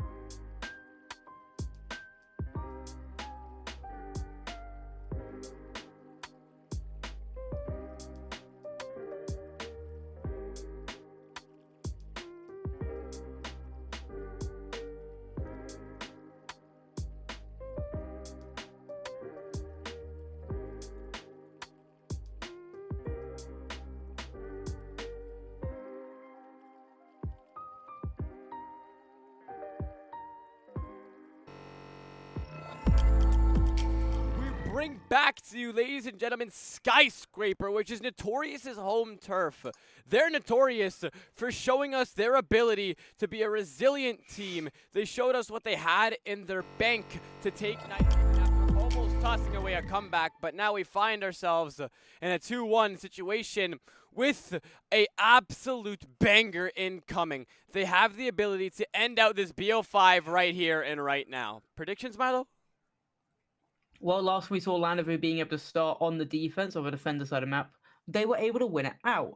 Looking at how many times each team have played Skyscraper tells a different story because Notorious haven't played Skyscraper at all throughout this entire tournament. But the Landavoo have twice. They won it once, but that was an OT 8-6. And the other time they played it was the semi-finals where they lost 7-1 to F5 Esports. So it doesn't look like they have the best run on this map. But they have the favored side. We saw how well they did on Consulate. So you should say they have the advantage. But I'm favoring Notorious just because how bad of a run Landavoo have previously had on this map. Kind of surprising that we didn't see F5 in the finals. I thought we were for sure going to see them, but apparently not. They're not going to be playing today, and it is going to be Notorious. I mean, these teams have been showing us why they want to be here every step of the way, but there's still so many things that need to be fixed, and I feel like this map is going to be the one that really solidifies it. They have one ability to win this series right here and right now, and they only are going to be on their home turf to be able to do so. So far, this whole tournament, not a single team has been able to win their home turf. Yeah, it has been a trend that maybe one of these teams can finally buck, and it's going to have to be up to Notorious to try and buck it if they don't want to have to go to that map 5. But it does look like they have the upper hand. We're going to see from this first attack, though. I think if Landavoo come out with a great display, a dominating display, I think they definitely could continue. Use that momentum, use that as a great stepping point to then win this round out. Fafnir looking for a run out, not going to be able to find any of the players, but God saw it coming and said, yeah, buddy, no, I'm not allowing you doing that. We know how you play, we know what you want to do, and it's not going to happen to us. Chaos narrowly avoided. Now he's still going to have to deal with that pressure coming in from that Exhibition and Office's side. It's not the site, but it still very well might be because of the amount of pressure you build up once you lose the control of that site or that area of the map. Now, you need to be able to take minibar to be able to access into Terrace, and then from there you have to clear house and funnel into Shrine. So Skyscraper is very strategic, or you could completely disregard that, apply pressure from Black, play off the windows and go in through Geisha, but still, every room is connected. If you don't take care of drums, you have the Fidos looking into Geisha and you will not find any joy. First Blood is going to be in the favor of Quick Cape, but Fast finds an instant refrag, and if only he had swung earlier, we would have seen an easy kill. Stalag will find the next. Now we find ourselves in a situation where Land of OOO are up one body. I mean, just consistent Kumines thrown at the back of the Warden. And now we find ourselves with Black control just not there. And it was thrown at the Goya, who's now on Mezzanine. And it's a consistent pressure applied onto the Black stairs, but completely dissipated by Jagarku and Braze. But it's Weston to try and disregard that pressure by fighting his way out. He'll take care of one. Prone rotate into Geisha to be able to reset himself, but that phone call exposes himself. Unheard of yet, but that impact definitely gives away his position. Tight angle being held, but the call has to go through it. There's a hole in the wall. And we'll find ourselves in a situation where we just have 65 seconds left and Weston looking to try to just deny this plant. For Miz, the plant can be denied because of the fact that one of them has to cross, and that's going to be the ace. He has to cross over, he's got the diffuser, he has to try to either plant Black, and that's a beautiful pick by Weston. Flick up and doesn't get the other. Braze again continues his heroics. He's the one that close to 1v2 last map, and he gets his team off to a flying start with their first attacking win on Skyscraper. I said that this first round could be important to show who has the tempo, who has the control, and now we're seeing it. Notorious start off with a great victory. Landavoo, they had it in their favor, though. They were in the 4v3, they had the numbers, they had the advantage, but somehow they just let it slip away. Small mistakes, maybe over-aggression, and just not being there to get the trades again. I think that's been a massive just problem throughout their gameplay. So we're going to see if maybe they can fix it up and win a second time, or win their first defense as they switch the sites, go to their secondary site, see the exhibition room and office. Looking at their lineup, not the craziest lineup, I'm curious to see where this video is going to be playing. Is he going to be playing bottom black area around the barbecue, or the barbecue bar area, or is he going to be playing bottom house to just stop any IQ or vertical being established, or is he going to be going all the way over to the karaoke side, top floor, geisha area, to just make sure they can't be doing an over clear? Just need to make sure NuTorious have the drones, have the information, and figure out where these Romans will be going before they just go gun-ho and try to push in for a quick play. I mean, looking at their roster, thank God they're using 6th picks because they're allowed both hard breaches. We were going to see the Spearhead be the Blitz, but nope, it's going to be good on Ash. I mean, interesting things are happening. We're seeing the ones not being won.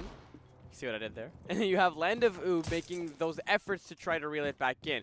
Weston was almost able to clutch that if the other team wasn't so well coordinated. The intel based off of that frag was easy for an easy shot to the head.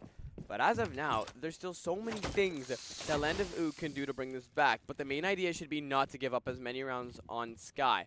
Similarly, on the defensive, Nighthaven, Consulate, Bank, you just cannot sacrifice defensive rounds, otherwise you are cruising for a bruising. And now with the way that Land of OOO is playing, they'll find first blood, and they look to continue to build off their success.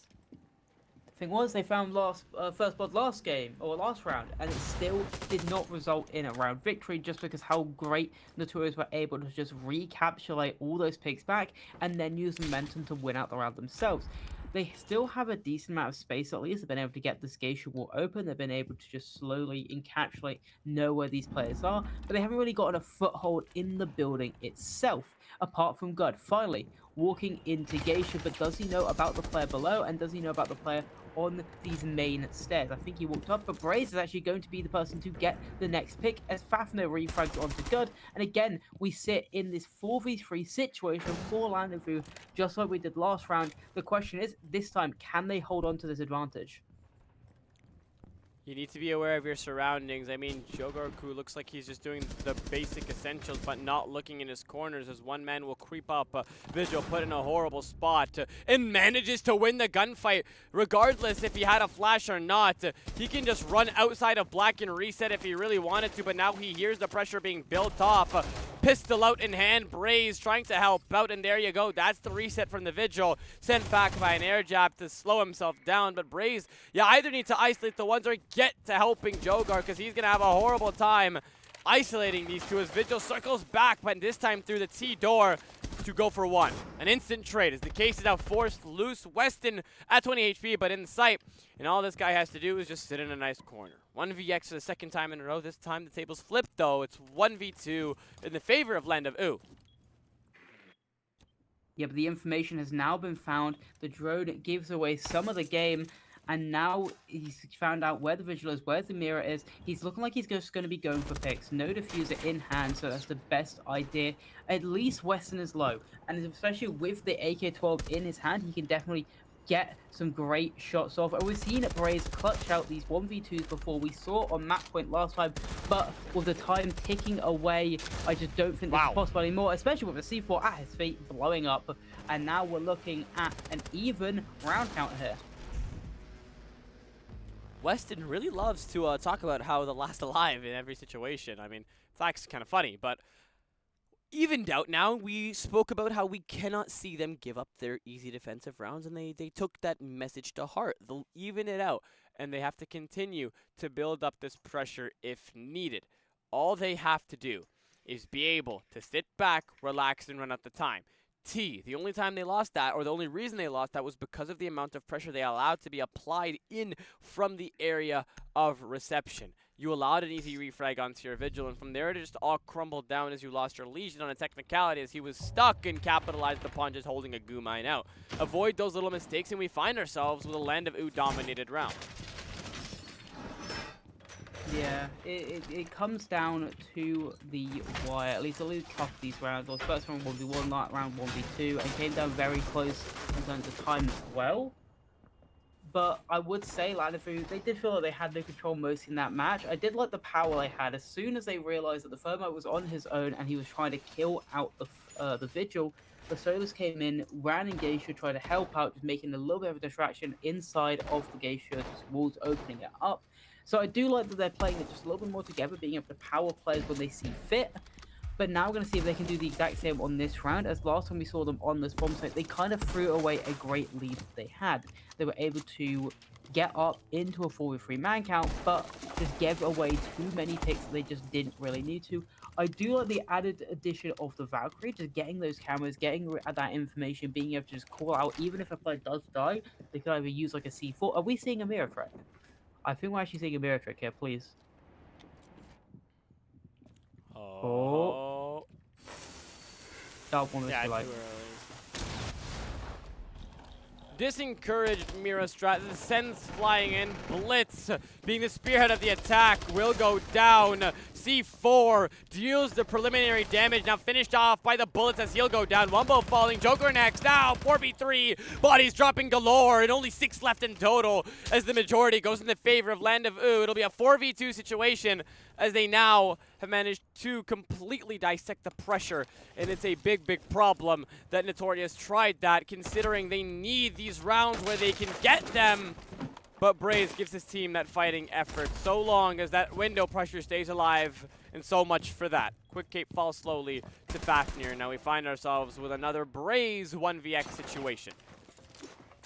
I think, again, the problem is it's just very, very linear. Very one-sided is the fact that they all came from Geisha. The main rush came from Geisha. Braze, again, is hitting some disgusting shots. And to be fair, I have noticed it. Weston isn't lying that Braze is always last alive. It has happened mostly every round, but maybe he's like NGR kind of player. He's a mailbox player, just always just waiting, baiting out these kills, which every team has a beta. They're typically named the mailbox of the team, so maybe that's just a role he's playing. But as I was saying, the rush just too one-sided. Everyone pushed through Geisha. There's no one maybe pushing up like to have a backstab, maybe pushing in possibly like about to have a backstab, maybe pushing in terrace, pushing up the main stairs. No way! But Braze may be clutching this out. C4 is going to be thrown out. It will not, no, will land a lot of damage done. But Braze, again, all he needs is that one headshot, but the cameras are still being shown. They still have the right cameras, they still have the information, they still know where he's coming from, and all they need is one more shot onto any part of Braze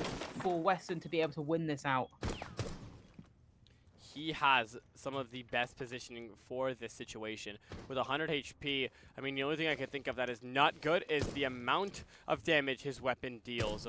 But now, I mean, Braze being gifted easy access into the site, but the easy thing about those feed holes is you can watch a very easy cross.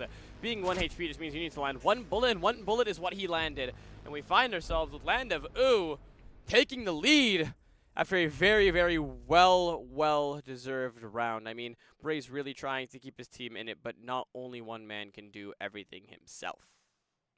I'm surprised the C4 did that much damage, to be fair. Yeah, me too. He looked he was like far off of it, yeah. But it was a good attempt from Braze, hitting some disgusting shots, nearly clutching it out. And again, he has seemed to be the man that's always last lives, but there's a reason for it. He's able to always whittle down these 1vx's, always getting them close, always making us believe that he can actually win it out.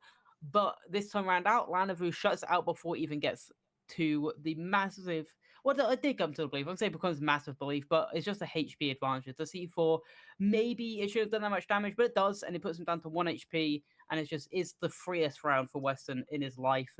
And now we're going to see the barbecue and kitchen bomb site. This is where you expect NuTorious to come out swimming, and this is where you expect them to win it out. Weston again in the chat saying how Braze has been last life for the last 3 rounds.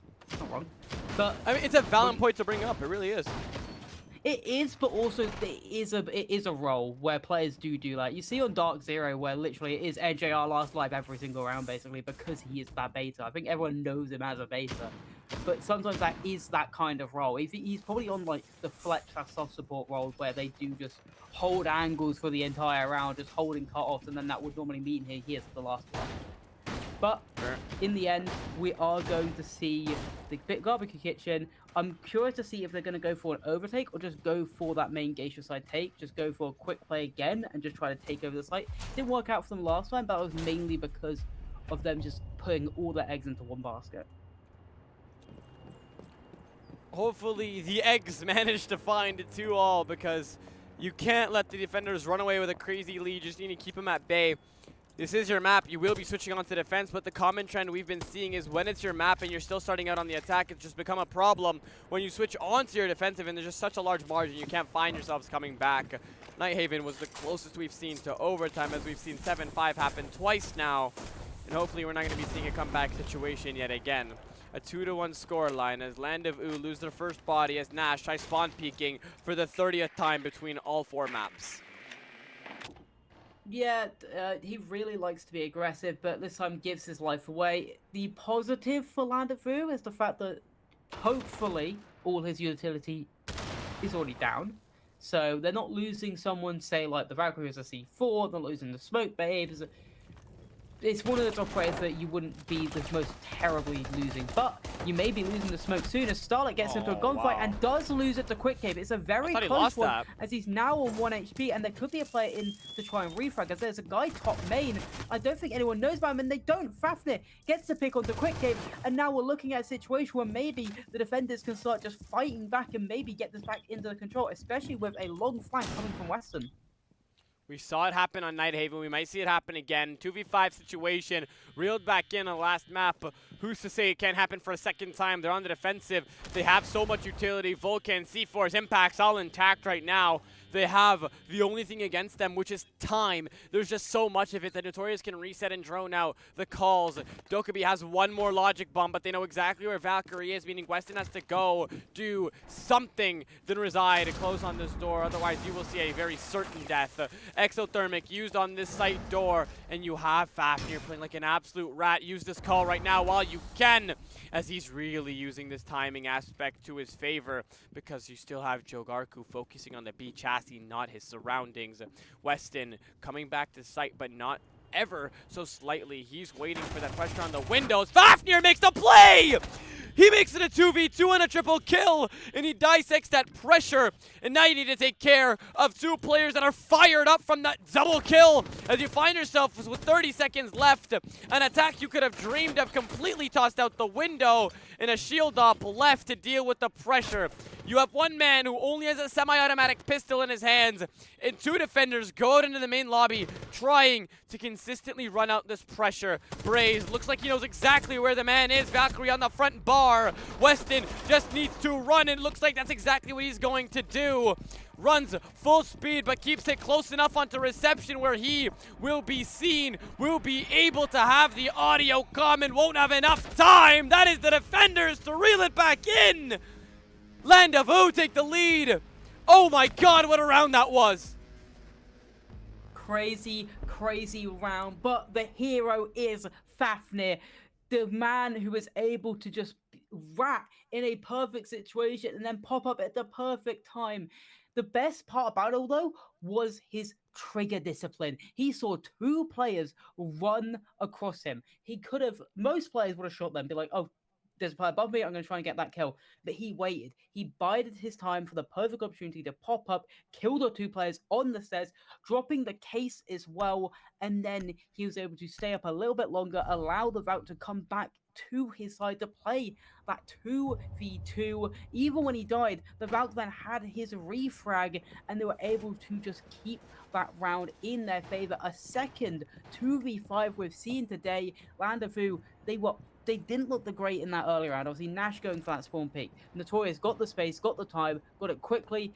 But the problem was, I think info again was their undoing. I think it's been undoing quite a lot. They have not been droning well. They have not been using the info well. Even with the Dokkaebi call, they didn't know where the rat was playing.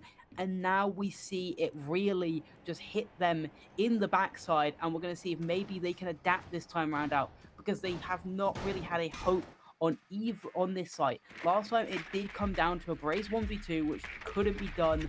But I've got to say, this Exhibition offer side looked like a fortress for Land of OOO last time they defended here.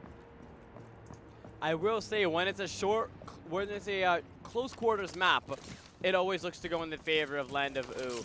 Bank was notorious. Consulate did go in the favor of Land of OOO, but then we went to another triple floored map.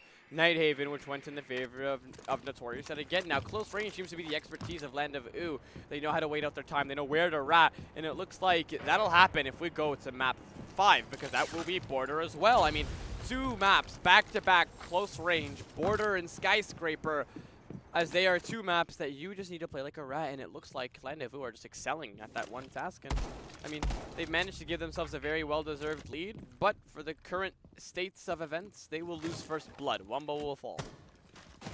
Yeah, it's a good first pick. Obviously, they were able to get the first pick last round, but they weren't able to profit from it, and that's going to be their main idea. They need to be able to profit from getting that first opening pick. Braze right now is 9-3 right now. He's having a great game. Yes, you could say, oh, he's been last alive, he's been betting, but in the end, he's been able to pick up those picks and help his team. A lot of them maybe be impactless, but he's been able to somehow make a lot of these rounds into maybe winning rounds. And I have seen something that is also common between the maps that NuTorious look like they're doing dominantly on and the maps that NuTorious are kind of shaking on.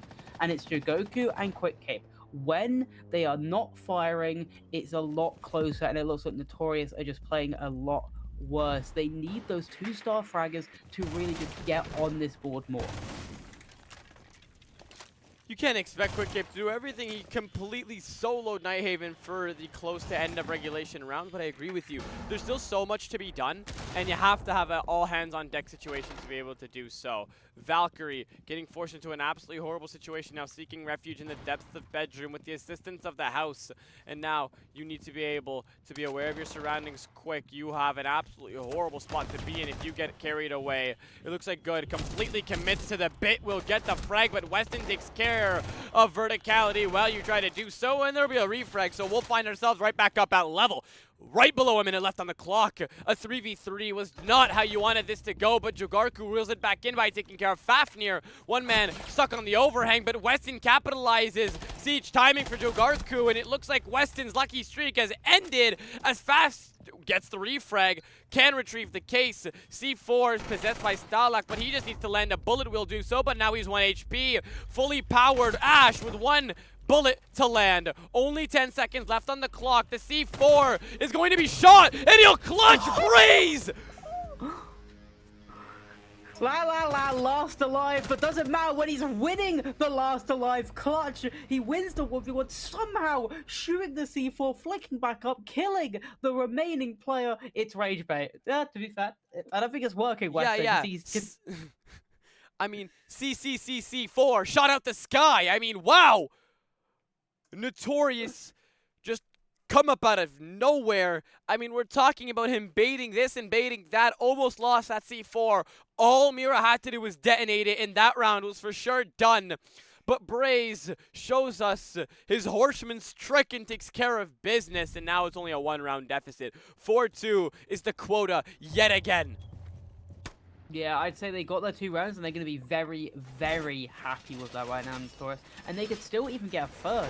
They've been able to win this bomb site before. Yes, it came down to a clutch, and they were even close to last over the defender. Yes, it also nearly came down to a clutch again. But still, that shows that they have this clutch gene. They've been able to always battle it back up, and they've always been able to just keep these rounds close. Last round probably shouldn't have been that close, but Land of OOO, they used their info game perfectly. They were able to use the default cam that was never shot, probably also use the Valkyrie cams that were never shot, and then just keep giving away the game, giving away where the players were. And I've got to say, Weston on that Valkyrie did so well on keeping the middle floor in his control, or the first floor in his control, and then also just making sure he can flank up, get more picks on his favor, and then putting someone so low to allow Starlet to get the refrag. It was really his round to lose, and it came down to fine wires in the end. Bray gets it done, but now we're going to see how they are able to attack this bomb site, and I'm curious to see where they're going to be coming from, because looking at the lineup, I think it may be an overclock.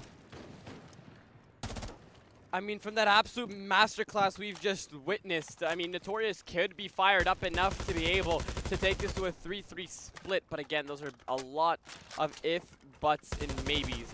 All they have to do is continue to push to either take 3-3, which would be a heaven, or go to that 4-2 situation, because regardless of what happens, you guys are going to be in a 2-round achievable comeback on your own map, switching onto the defensive. But in the meantime, Stalak finds a kill.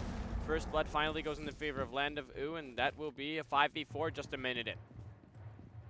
Yeah, interesting again. I think, again, the drone work just being really poor from NuTorious, not figuring out that there's someone inside the kitchen, giving them a free pick. It looked like the Nock wanted to go through kitchen, maybe lurk up those main stairs, lurk up the way stairs, try to see if we can get maybe a free pick, just someone just caught off guard.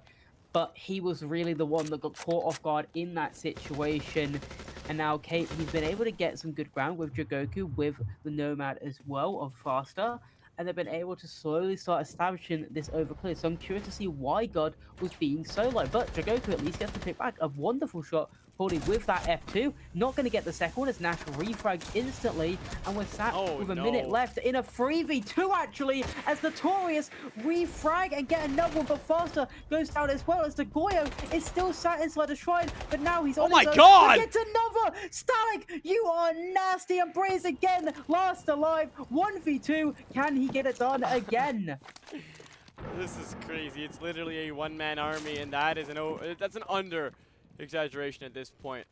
One-man army every single time, but Stalik is at 1 HP. This is achievable if you isolate the ones. One toxic bait for Fafnir sitting in the depths of Karaoke means it's a very viable clutch. No flashes left, meaning you're going to have to fully rely on your utility, but Fafnir is still sitting so far back. Just isolate now while you still have it. Trying to bait out Stalik. He is not that formidable of an opponent. He is just trying to bait out, and that's all what players do when they are in 1vx situations. Not trying to overexpose yourself. You still have Goyo to deal with. You have Fafnir at the range, but he's still far enough where you can isolate the ones. That is literally 101 on how to win 1vx's. Close the distance, isolate each one, and try to capitalize. Smoke grenade used to capitalize. Successful bait off, meaning you have to rush him with a pistol. He's sitting in the close range. Braze, can you find it? But that M5, even at that range, is enough to deliver a final blow, as Braze just can't do it twice in a row, and now a 4-2 split is in the favor of Land of OOO. That's interesting. I don't know. I think you gotta just continue to stick on the plant door. It looked like Fafnir was trying to go for Smoke Baby. I think he thought he was still planting default in that gold area. I think he could have just stuck that defuse down. Maybe he thought they had more information on him. Maybe he thought there was a yellow ping or Valkyrie camera on where he was planting. But hindsight is 2020. Again, Braze does well to get it down again to another winnable 1v1.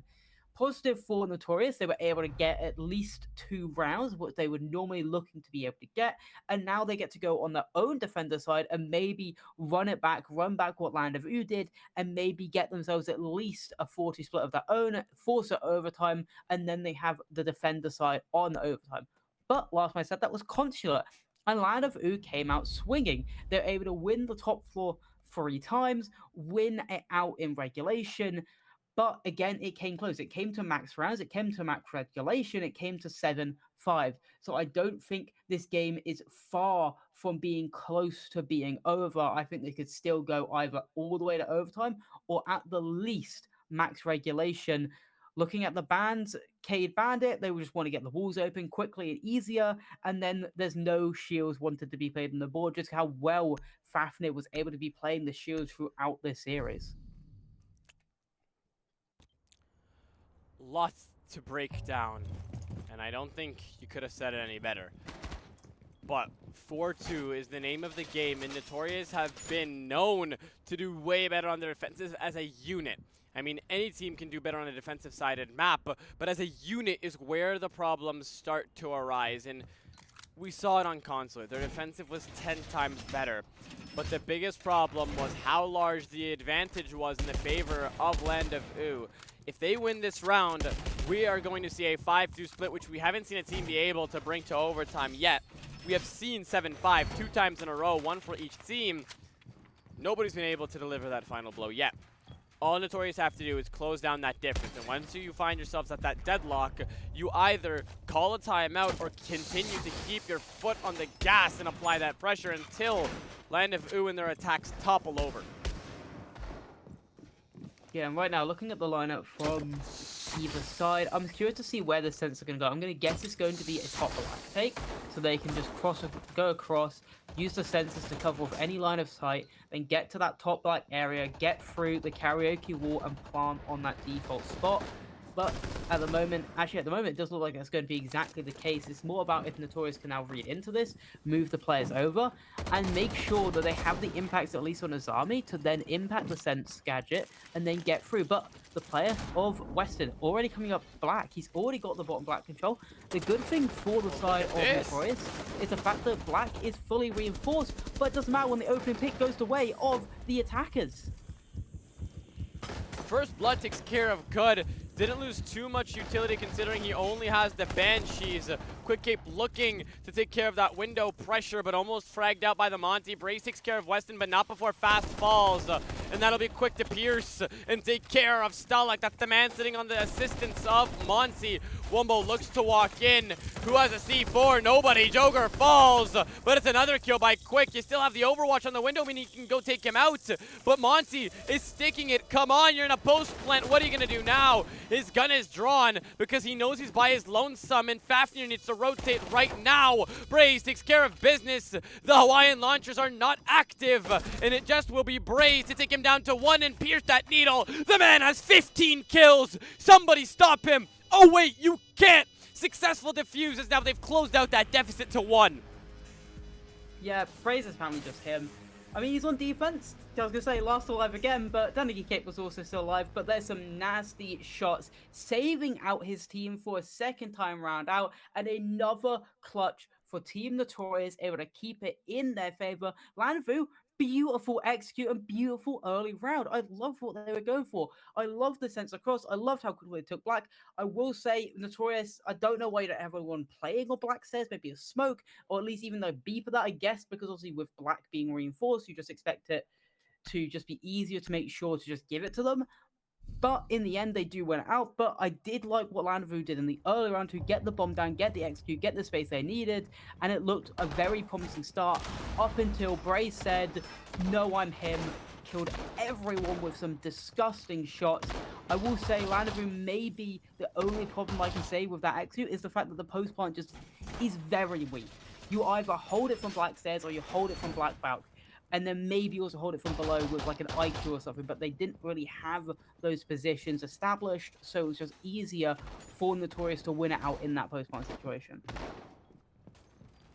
What a way to bring it to 4-3. I mean, there's those little minute mistakes that we were seeing, like allowing Wanty to waltz in once you took the pressure off, not allowing to close out the distance, but still, you have Braze alive, anything is possible. He's knocking on the door of 20 kills because we're only on the 8th round. Two teams are either 3 or 2 rounds away from that match point. He has so much time left to do whatever the hell he wants.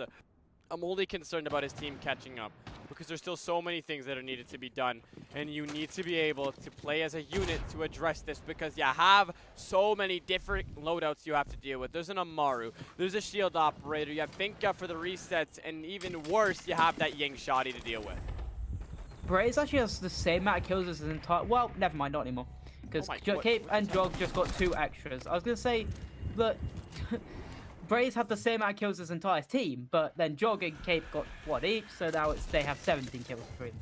But in the end, we're now looking at a 3v3. It looked like it was going to be a quick execute from Land of OOO. Oh. Didn't come to be. And then Braze blows Fafnir sky high. And we're looking at a great situation. The Monty doesn't even have his shield on because he's just trying to take one of the crash. Starlock is outside, not even helping his shield operator friend. And now we're looking at a great situation for NuTorious to be able to put themselves in a situation where they can even up the man count. Goku gets 1. Can he get the second? No, he can't. But it's a trade. Wumbo kills 1, but it'll be good to finish it off. Why is that Monty always putting his shield on the back? You're not a Ninja Turtle. I don't care if it slows you down. You're safer. I mean, Pocket EMPs would have really helped him out there, but you can't really blame the Monty. There's absolutely nothing he can do in a situation like that. They'll find themselves right back up at level. And I said it earlier, and it looks like a caster's curse is just not going to be present. I finally spoke something into existence without cursing a team. NuTorious make the successful comeback, and they'll now be on that tertiary site, which will be barbecue and kitchen. All they have to do, successfully hold upstairs. But we're not going to see a Bandit, and we're not going to see a Mira, so it's going to be a little bit more difficult. No Castle to help out as well, but still, they're on fire. Everybody managed to win their ones, except for Fast. Poor guy hasn't managed to find anything. And we still see ourselves in a Braze-dominated game as he's now knocking on the door of 17 kills. Yeah, Braze has been insane, and his team, you said it's about if his team can catch up, and I think his team did in that last round. Jagoku with a double, Cape with one as well, and I think God with one. So they really are trying to keep up, they're trying to catch up. Obviously, a lot of these players are from mainly different teams. Obviously, they were all teaming together at one point. Obviously, it was Jog, Faster, Cape, and God that were the main NuTorious four, and now they've also added Braze in from, I'm pretty sure he was on Outlast Black before, and he's looking to be like a great pickup at the moment, and he's trying to prove himself and prove that they can still win this out. But it's all about if they can win this tertiary bomb site and make sure they don't give them this first round on attack so early. We haven't seen a full site rotation at all between either team so far. This is the first chance from the Hoolies to finally do it. And right now, I'd believe it because their defenses have looked very good so far. Beautiful from the way they've been trying to play. Rush Plant looking to go down here. Where's the verticality? Where's the coordination? First blood gets taken care of as Fafnir goes down, but that diffuser's down. The Vulcan popped a little too late, but Wumbo, 1 HP, finished off by the Vulcan, but still the case is down. Braze takes care of Nash, but Cali reels it back in. The C4 looking to delay, but Weston helps out his team by putting it up at level. There is still a case to get to, guys. There's so much left to do. But what are you going to do? This cross is being held down. Very tight angle from Cali in the upside down. You're just going to have to try the upside down rappel and wait for somebody to get in through reception. You're rushing to the vert, but the counter diffuse is going to go off! NuTorious for the third in a row! What are these attackers doing? I think, again, it's the same problem they had in the first round. They have a great execute, able to get in quickly, see where the gap is, get the plant down. Even with the Monty dying, the plant is down. They have a post-plant situation, and they've done the execute perfectly. But they were ignoring other steps. Like, I don't think they had Geisha Wall open. I don't think they had Geisha Control. They didn't have any good post-plant situations, so the picks started flying back the other way because of the fact they had to then leave site, leave in front of the eyes of the defenders, and give them an opportunity to get the picks back, and that's exactly what we saw happen. So again, their main issue right now from Landezvous is just having a good post-plant positioning, and they never do, so we're seeing NuTorious able to keep these defenses going in their favor, and we just saw a first so far situation where all three sites are won by the defenders. NuTorious, I said a comeback was imminent, and they just completely knocked it out the park. Braze found a kill, but it wasn't only him, a group effort. Everybody managed to get their hands dirty to contribute. Good with that first pick, consistently took care of the pressure quick with those Vulcan canisters. Completely forced off that Monty right back into the second Vulcan, which eventually finished him off. What a defense that was. And now it is very, very viable for NuTorious to be able to end this out in regulation. All they have to do is win this upstairs site, and we're knocking on the door of match point. Yeah, but it's still going to be hard because obviously Landezvous, they've seen both of these defenses before. They know how they can adapt. They know what they did wrong, but they are looking like they're going to be going for a different take. Obviously, with the Monty being banned out, that was their main crutch on every single attack they've done. They need to find a different way to be able to take space quickly, take ground quickly, and set up for their execute. And losing Nash on an opening pick, he has really been struggling in the opening pick department. On Lighthaven, I think it was 5 opening deaths, and I think he's now had 3 here now. It's been very unfortunate for him. He just can't find the gaps he's normally great at going for. But another pick for Braze, who's knocking on that door for 22 away. A minute gone, and we're already in a 5v3. Only 40 seconds in, now 50, but still, how is it a 5v3? You've lost that Finka, you've lost the Zof, and now you only have 1 Spearhead left while you're still trying to open up Geisha or apply the pressure at least.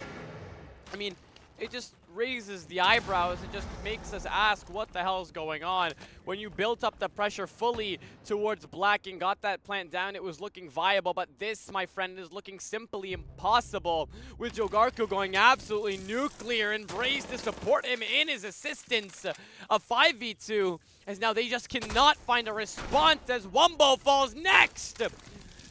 Fafnir giving up at this point, just fully sending it into the depths of sight, but it's good to find him, and that's a flawless round to send us to the match point on the series point. NuTorious lead. Yeah, not looking good. 2 chances to win out the entire series. They are on championship point now. On Neurostrike championship point, can they do it? At the moment, I think it's a definite. I feel bad for saying that against Andrew because I think they've impressed throughout the series. I think they've had good rounds. I think obviously they've had bad rounds. But Team NuTorious, they look so dominant on their Ooh. defenses, and I'm not surprised to see a Land of OOO timeout. They need to speak about what's going wrong. Their opening picks not going in their favor. Their post plants not going in their favor, and especially now losing the Monty in obviously with the ban coming out. That was their main spearhead throughout all of their attacks. They were able to get the bomb down in round 7 and round 9 because of the Monty, because of that quick play, getting in, getting that plant down. Obviously, the Black play when it was Karaoke and Tea, and then they just full sent it on the kitchen round. And then even with the round 8, they were able to get the Monty in, get picks off the Monty, and keep that round close in the favor of man count with that shield. They need to find a new way, a new spearhead. Hell, maybe even bring Fuse Shield. Like, if you need a shield that badly, Fuse Shield does exist. Even Osa exists. Like, if you need that shield to help yourselves have at least one spearhead on the team to give yourself space, those are 2 great options. But is that what the route Land of OOO are going to take? Honestly, that timeout is a very well-needed one, and it looks like you've preached to the choir as they are now on that fuse. But there is still so many different things that need to happen. For instance, I mean, I'm not all for target banning. I'm not for dissecting one man specifically. But you guys have Deimos, and you guys have Braze if you get him on a red ping. Isolate him. He has been a direct pain to deal with round in and round out. I don't know. You guys have to be able to address how he plays. But still, it's a big, big problem when you guys are allowing him to go absolutely nuclear. You're still knocking on this match point, and this is going to be Land of OOO to try to bring it back. I mean, it's usually the teams that call the timeout to win their round after the timeout, but they're on that attacking and now their exhibition. A lot of times too. Wait, check your skin combo. I just want to know if this is actually a good skin combo. Oh, wait, we're a little busy, buddy. Going. This is what the timeout is calling for. Somebody needs to go in below and get a C4 in action. And it looks like First Blood, Braze goes nuclear yet again. What's new? Oh, no, quick. The plant goes down. Joker takes out Nash, and this is before they realize there's a man down in sight. Joker for 2, 1v5, Braze. 20 mark as he will take care of business. Ladies and gentlemen, that is the diffuser done, dusted, and mapped for NuTorious as they will be the victors of Neurostrike Season 1. Yeah, so the same issue came up in that last round, and the issue was no post plant. Great execute, amazing execute. They're able to get in quickly, but the problem is main bridge isn't open. They are now stuck in a room with all the defenders knowing exactly where they've rushed in from, exactly where they are. The problem was, in my opinion, is that everyone went through. If they sent 3 people in through quickly, then you can have someone outside a samurai window holding the crossfixation. But they just didn't, and that's the problem. They no post plant for every single time they got the plant down, and their attacks just in the end just completely were hopeless. Honestly, buddy, there's no better way to say that. What a rush that was. I thought it was going to be a successful round, but just Braze and Jogarku. Oh my god. I mean, we don't like to stream, or we don't like to swear on stream, but holy shit, that man is lethal with 20 kills on the board. And they even did the noble thing and rest quick cape, and they didn't TK him for that beautiful, flawless round. Ladies and gentlemen, we have been your casters. This is my partner in crime, Milo. Thank you so much for joining us. You guys have to keep in mind, it is late as hell over in the United Kingdom, and he has chosen to come and cast with me for the grand finals. Neurostrike Season 1 is going to be wrapped up with NuTorious claiming the first title. It started off with me doing the qualifiers all by myself, and now we have this beautiful man with a pink bandana to join us for the semifinals and onwards. Thank you so much, Milo. Thank you so much to the viewers. Make sure to leave a follow if you did enjoy. Leave a W in the chat, and we leave you with a congratulations to NuTorious, and have a great night.